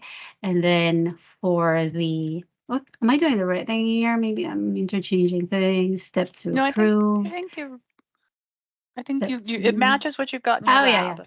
Yeah, it Great, matches what great. you've got in your lab. I'm getting We're gonna confused. This is trust the the fourth one. lab. Trust the lab. Right, right. So this time, this is the block, the card that will automatically get approved. So anything under or equal to 100 will be automatically approved. So that's her expressions, just less than or equal. Assign it to the current user. We've got those conditions in place, and that's how easy it is to add those expressions. Just make sure you're building your XPath expressions correctly, because we don't have any way to validate that as of yet. So save your settings when you're done. And then I think that's all there's to it when it comes to the task, or to what you need, to the steps. Next piece is to test those changes. So I'm gonna go to, again, because I'm lazy filling things out all over again, go to my existing, although we did add the steps, or the conditional steps, in the new state. So I'm gonna have to fill out a new form. So I'm just gonna refresh this new instance of my form. There's new up here, so let me just go quickly fill this out. Testing. So while you're filling it out, Mel, I just want to clarify with you, because what you said I think was really important. So because the state you changed had to do with it being new, we have to fill out a new form. If you had changed a step that was further down the tree, then it would have applied when you reopened a form that was at that status. It's just that because it's because it's new. So, that's one thing I guess to keep in mind if you're kind of Misty knows about this. If you're kind of working as you go, building the plane while you're flying, you need to be aware of the potential impacts downstream to existing forms that are in process, right? Yeah. Okay, cool. Good to know. Thank you. Oh, this time she's actually going to buy something. Yay. So you won't reject it. Yeah. So let's say this is going to be greater than 100. So I'm going to buy a monitor. Okay. All right. I was going to say, because if you bought $100 worth of coffee, we have other things to talk about. Yeah. So that's going to be $500 and testing. Bought a monitor. Please approve. Like that. So I'm going to submit. So this won't apply for saved forms, because again, going back to our config, we didn't add any condition in our save state. Okay, only for submitted. So if I refresh my dashboard again here, let's check my forms, because that should show up in forms that I submitted, and we'll see if it gets assigned to Hillary. Yeah, and I've got the assignment. It's in my dashboard. I can see the form here in my dashboard, and I'm going to go ahead and approve it. I got the email too. Okay, so this is all working as expected. I just clicked approve. That's right. I did. I clicked approve. Yeah, when you're fresh now, we'll see that real time. My form already has been approved. Hooray! Thank you for the note. And I will try the other scenario where I'm just buying coffee, right? This time you can have coffee. Yeah. Okay, again, this is going to be new form. Testing cheaper expense. All right. Name in there, just any date. And we didn't add any validation in this form, so no fields are required yet. So I'm gonna just buy coffee and meals. Let's say it's $20. And what? $20 worth of coffee. Sorry. All right, let's see. This time you won't need to approve, so I don't care. Right? So let's refresh my dashboard. It's going to come up on your review. It's definitely, this is going to come up. There you go. I shouldn't have written this note anymore, because it's automatically approved. It's so awesome. It automatically approved. That's a great Yeah. demo.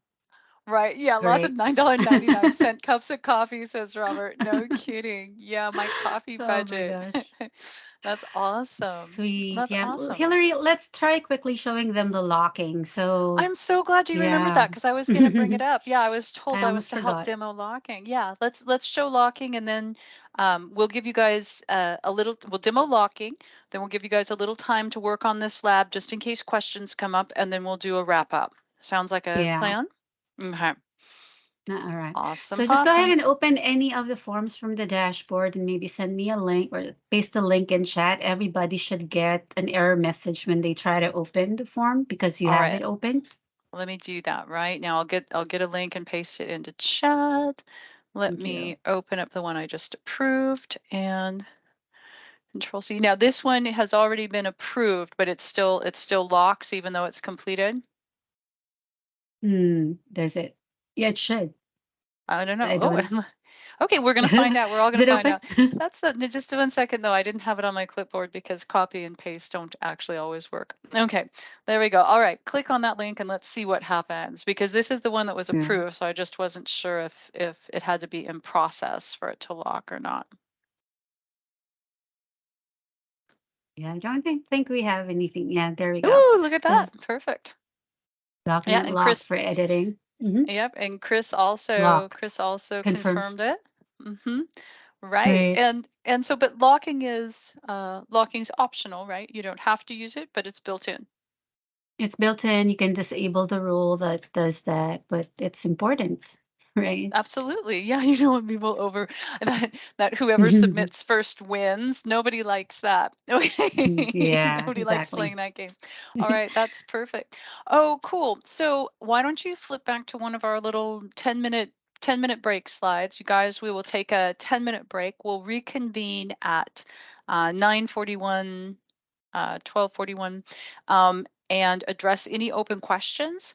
And then we'll do a summary and a quick roundtable, make sure we're all ready to go for, yay, tomorrow, final day of training. Awesome.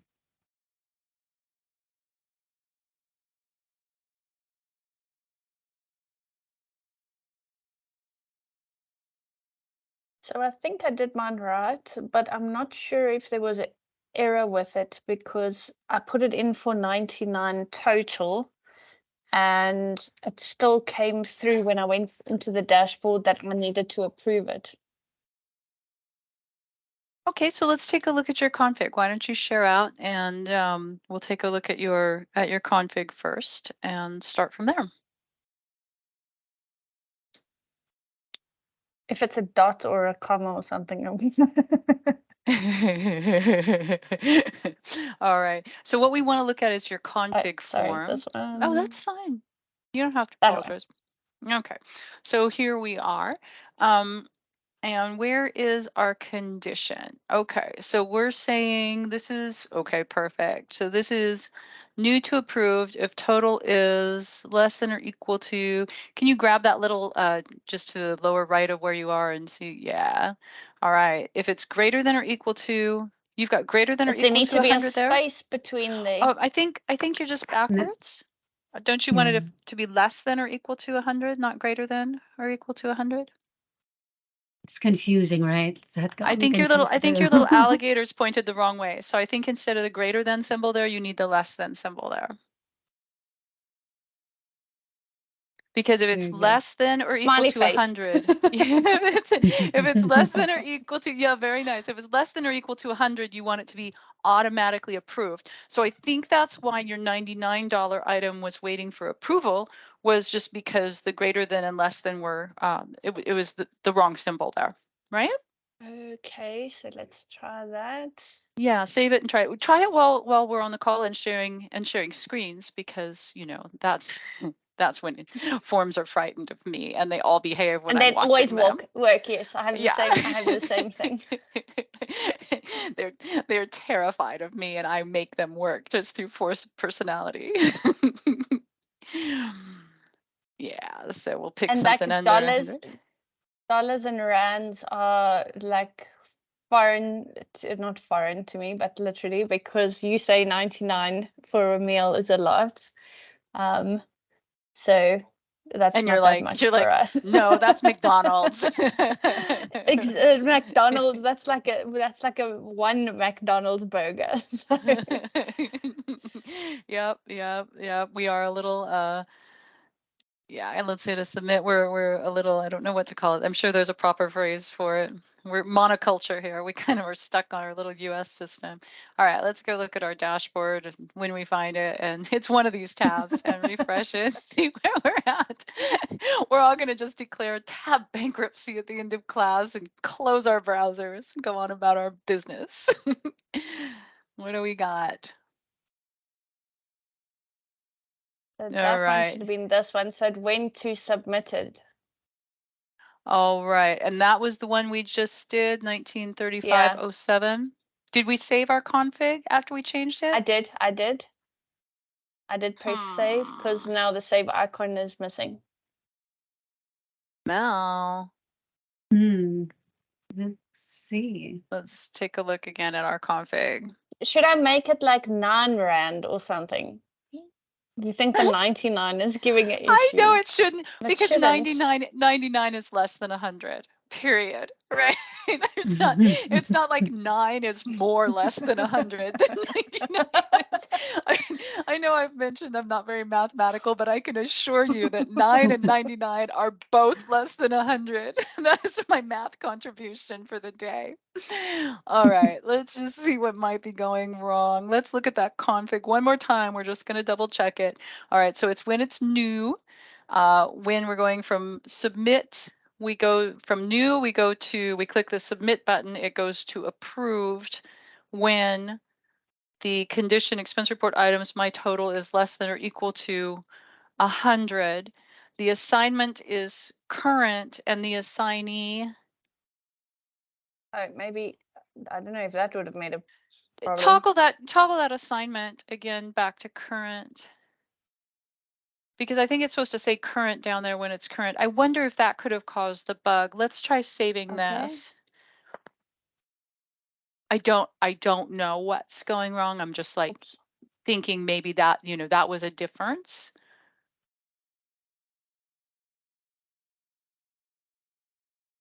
Or maybe because the other submitted card needs an expression, because this time the form is confused. That's okay. Before you fill this out, let's do that. Let's go finish what that work was, because you did just do one piece of the lab. So let's finish the both pieces. So if you go back to your config form for the form, that's a really good point. Do you see how your middle card, the submit to submitted, doesn't have a condition? So it could be that one's getting applied. But in the lab, that one also has a condition, right? And so I think what you did is something that I would do, which is let's do part of it and see if it works. But I have a feeling this conditional logic is only going to work if we've done both parts of it. Really good call, Mel. Sharp eye. So yeah. Okay. I didn't realize it had to be in both, but it's like an Excel formula. It'll take the most correct one. So it was submitted, so then it basically stops, and then it didn't apply that one. Okay, yeah, that makes sense. Yeah, and they're probably go ahead. Also make sure to remove your equal sign there, because both of them are going to be equal in a case of 100. Yeah. Okay. Perfect. Looks good. Yeah, so what, in case, just, you know me, I am just a fountain of like trivia. So just in case anybody isn't aware of this, in InfoPath, when we're using XPath, if we're getting something from a repeating group, which in your form, this workflow step stuff is coming in as a repeating thing. XPath is going to probably get your first match, right? So if your XPath returns multiple matches, you're going to get the first one back. And in this case, I bet you anything, the one where you had the condition is the second one. So the first match was the one where we didn't have the condition, right? And so now it should work. Even with 99, even with 99.99, which is also less than 100. Oh, Patrick's going to review this and he's going to be like, oh, this is so sad. All right, let's check our dashboard now.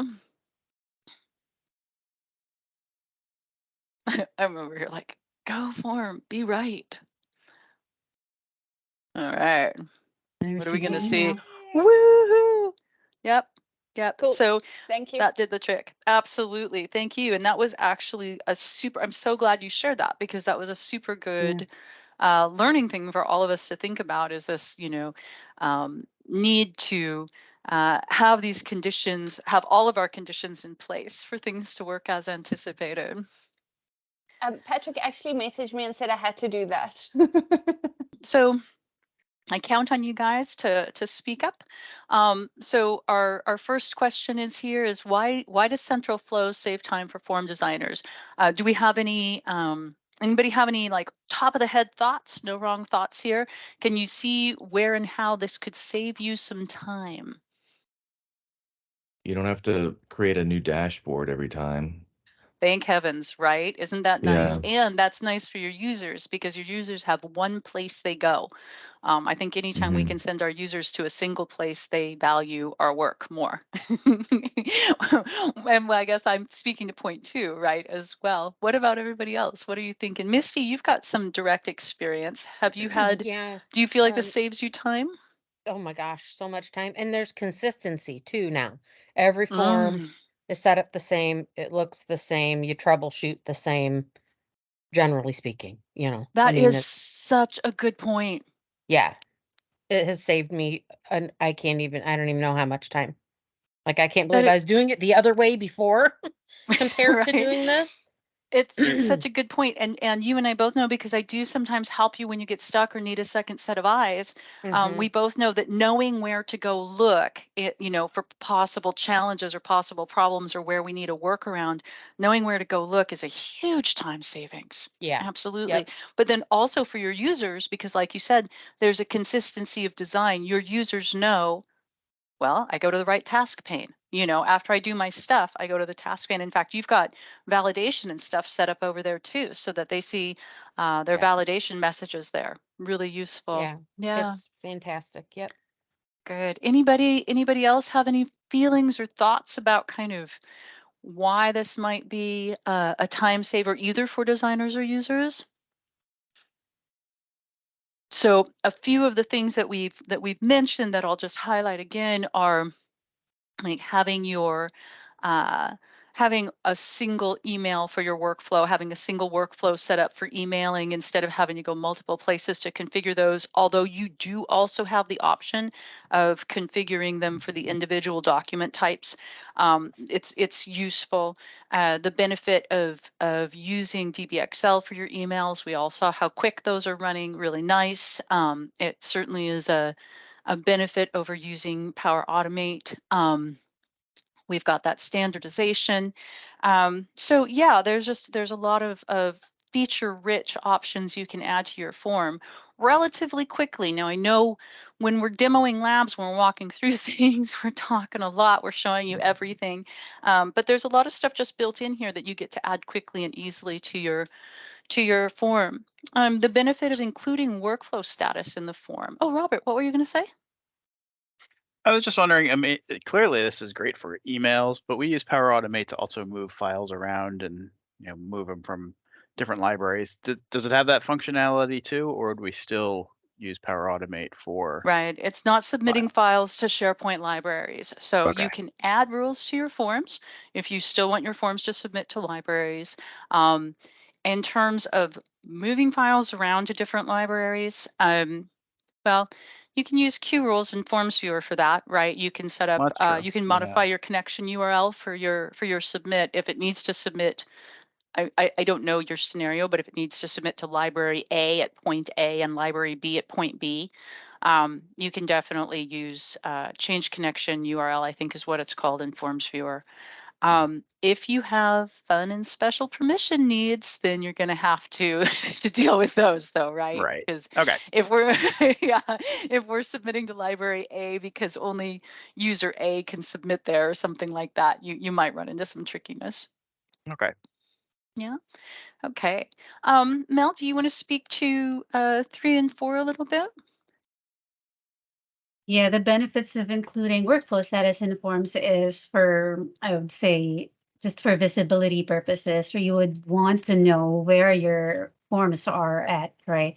You need tracking, even though like a perfect example, a simple example here is when you're ordering something from Amazon, for example, you go to your order summary page to know what the status of your order is. So this is just basically looking at where is my form right now? Is it being reviewed still? Is it still going through billing or what have you? Yeah, so our central flows XDP includes the workflow status displaying on the task pane, as you noticed.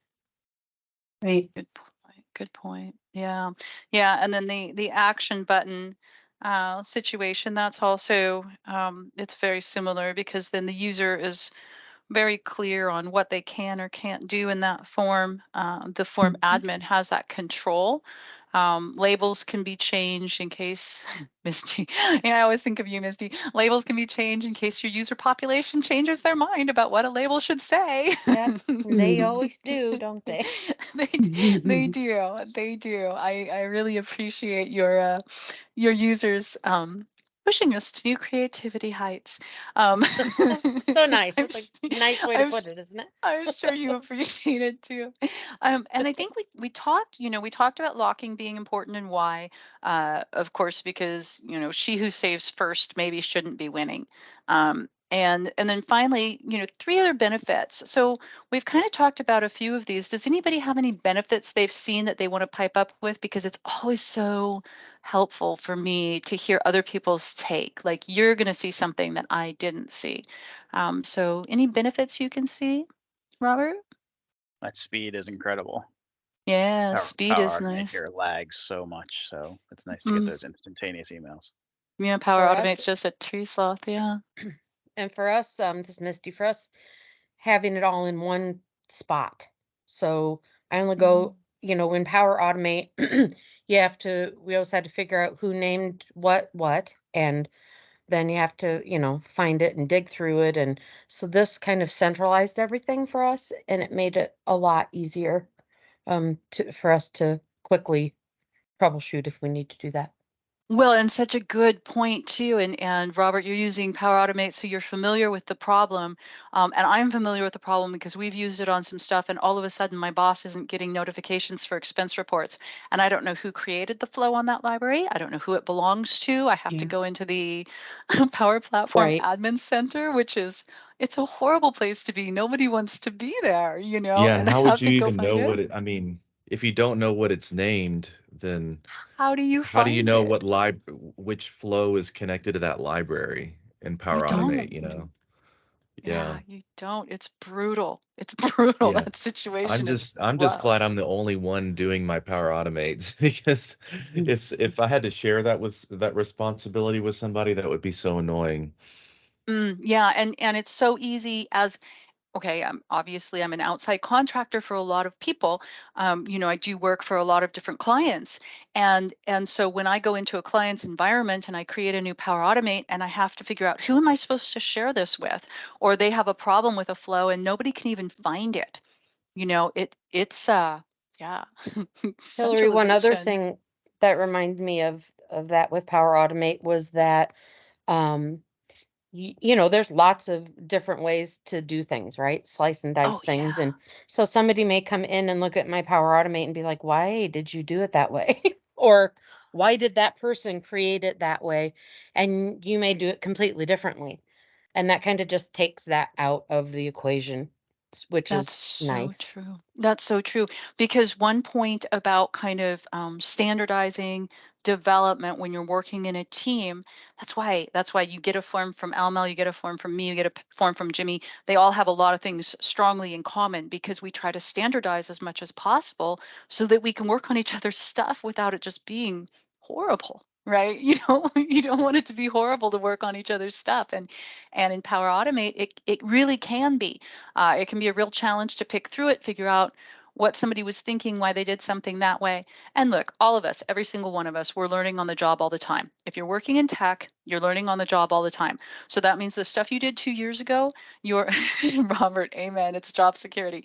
The stuff you did 2 years ago, and this is a bias of mine. The stuff you did 2 years ago, you should look at it and you should be appalled. You should be like, oh, that was terrible. I can't believe I built that. I am mortified, right? You should be appalled at anything you built 2 years ago because we're learning Yeah. and we're growing. We're building more, right, Mel?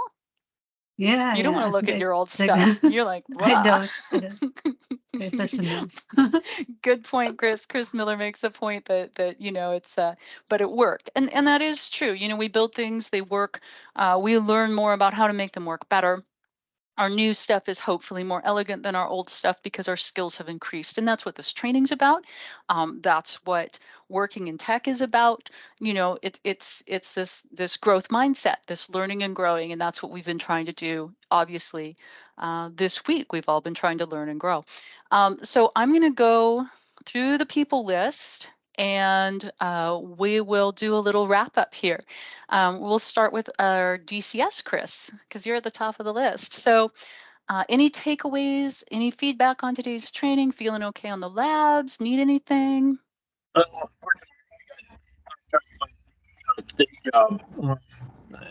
thought I had to bail for an hour, so I lost a little bit of time there. So I'll have to pick up that and hopefully run with it. So you may hear from me later this afternoon in order to get there. But, I think it's all good stuff. This is stuff that we haven't even approached yet for us. So it's, we have to feel out how we're going to use this. So I'm hopeful to use it.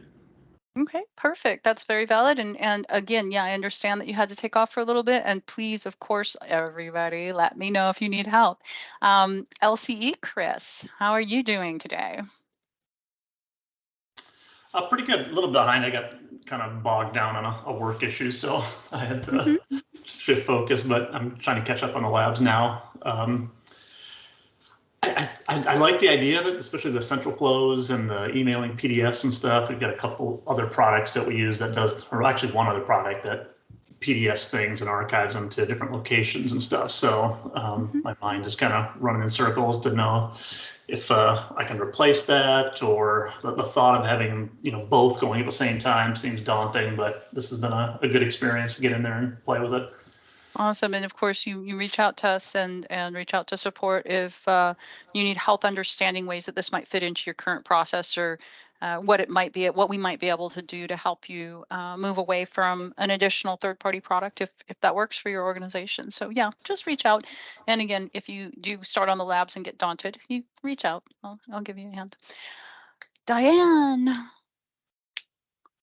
Yes, I actually stepped away also to focus on some work, but I will work on the labs later. I will definitely reach out to you. I think of all the people on this call, I'm the most inexperienced with forums. So I think there's just a lot of basic things that I need to learn that you guys go really fast on the training. So I need to just take some time to go through it, and I'll reach out to you.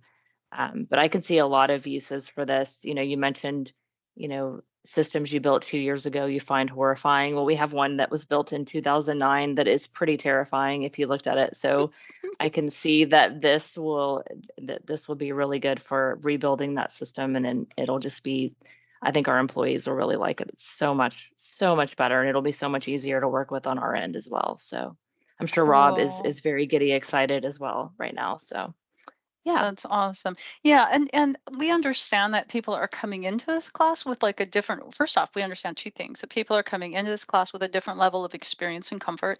And definitely, I know that for some these labs are going to go too quickly, and that's fine. We all have different, I mean, good heavens, I can knit, but I can't do math, right? We all have different things that we're kind of up to speed on. And also, you guys, like, we totally understand that you have jobs, right? Stuff's happening in the background. Things are catching on fire and whatever. So yeah, that's why we have this extra time to get labs done. So yeah, just reach out. And I think I'm for happy to help. me, I like to think about what I'm doing and what does this mean, and what is this, versus just doing all the, because when I'm trying to keep up with you, I'm just doing steps, and it's not registering what I'm really doing. I'm just following directions and not really processing. So it helps me to take some time and slow down a little bit also. So Such a good point. I'm the same way. I have to kind of understand the why. If I don't understand the why, it doesn't stick. Yes, Excellent exactly. point. Well, if you guys do start thinking about using central flows to replace an existing system, again, we are here to help with that. How about you, Lisa? I know we've talked a little bit about our schedules being challenging and some help you might need for day 2 stuff, but you can get me an email, or we can meet up once we get past training week. We could do an early meeting in my day, afternoon or evening in your day. Okay, sounds good. Yeah, I think today was a lot better being able to go through it as opposed to yesterday just watching it fly by. So yeah, today's was a lot better in understanding how it works together. And I think it'll be quite beneficial even with some of our current forms viewer forms to have just even the task pane on the side and some of the central flows programmed into that. So we just have to think about how and that it covers everything that our current system has. For example, the approval doesn't just go to one person. It'll go to a few, and only once all of them have approved is it actually approved. So just working around some of those things. But no, I think it was good. And yeah, I think I need a nap, and then I'll look at the day 2 tomorrow, and I might still have questions, I might not. All right, sounds good. And you reach out with any questions and get some rest. Misty, takeaways? Yeah, we, as you know, we use this currently, and like I said, I don't know how I functioned without it before. It just makes my life so much easier, so much easier. That's So awesome to hear. yeah, yep, and it really, we didn't really talk a lot about this, but it's very flexible too. Certain forms have needs, that others might not, and so we're able to make changes to accommodate, which I like. Such a good point, Misty. Yeah, we get the XTP added to the forms, and then if a form requires something specific, which obviously this is the XTP is what it is. It's like, here's a set of logic, but you can certainly get in there and customize and tinker and tweak as you need to. Excellent. We love those 50 million hoops of approvals here. So oh my goodness, you guys, Misty's organization has a cell phone request that made me cry. So, it'll give you nightmares. Oh my Absolutely gosh. nightmares. How many approvals?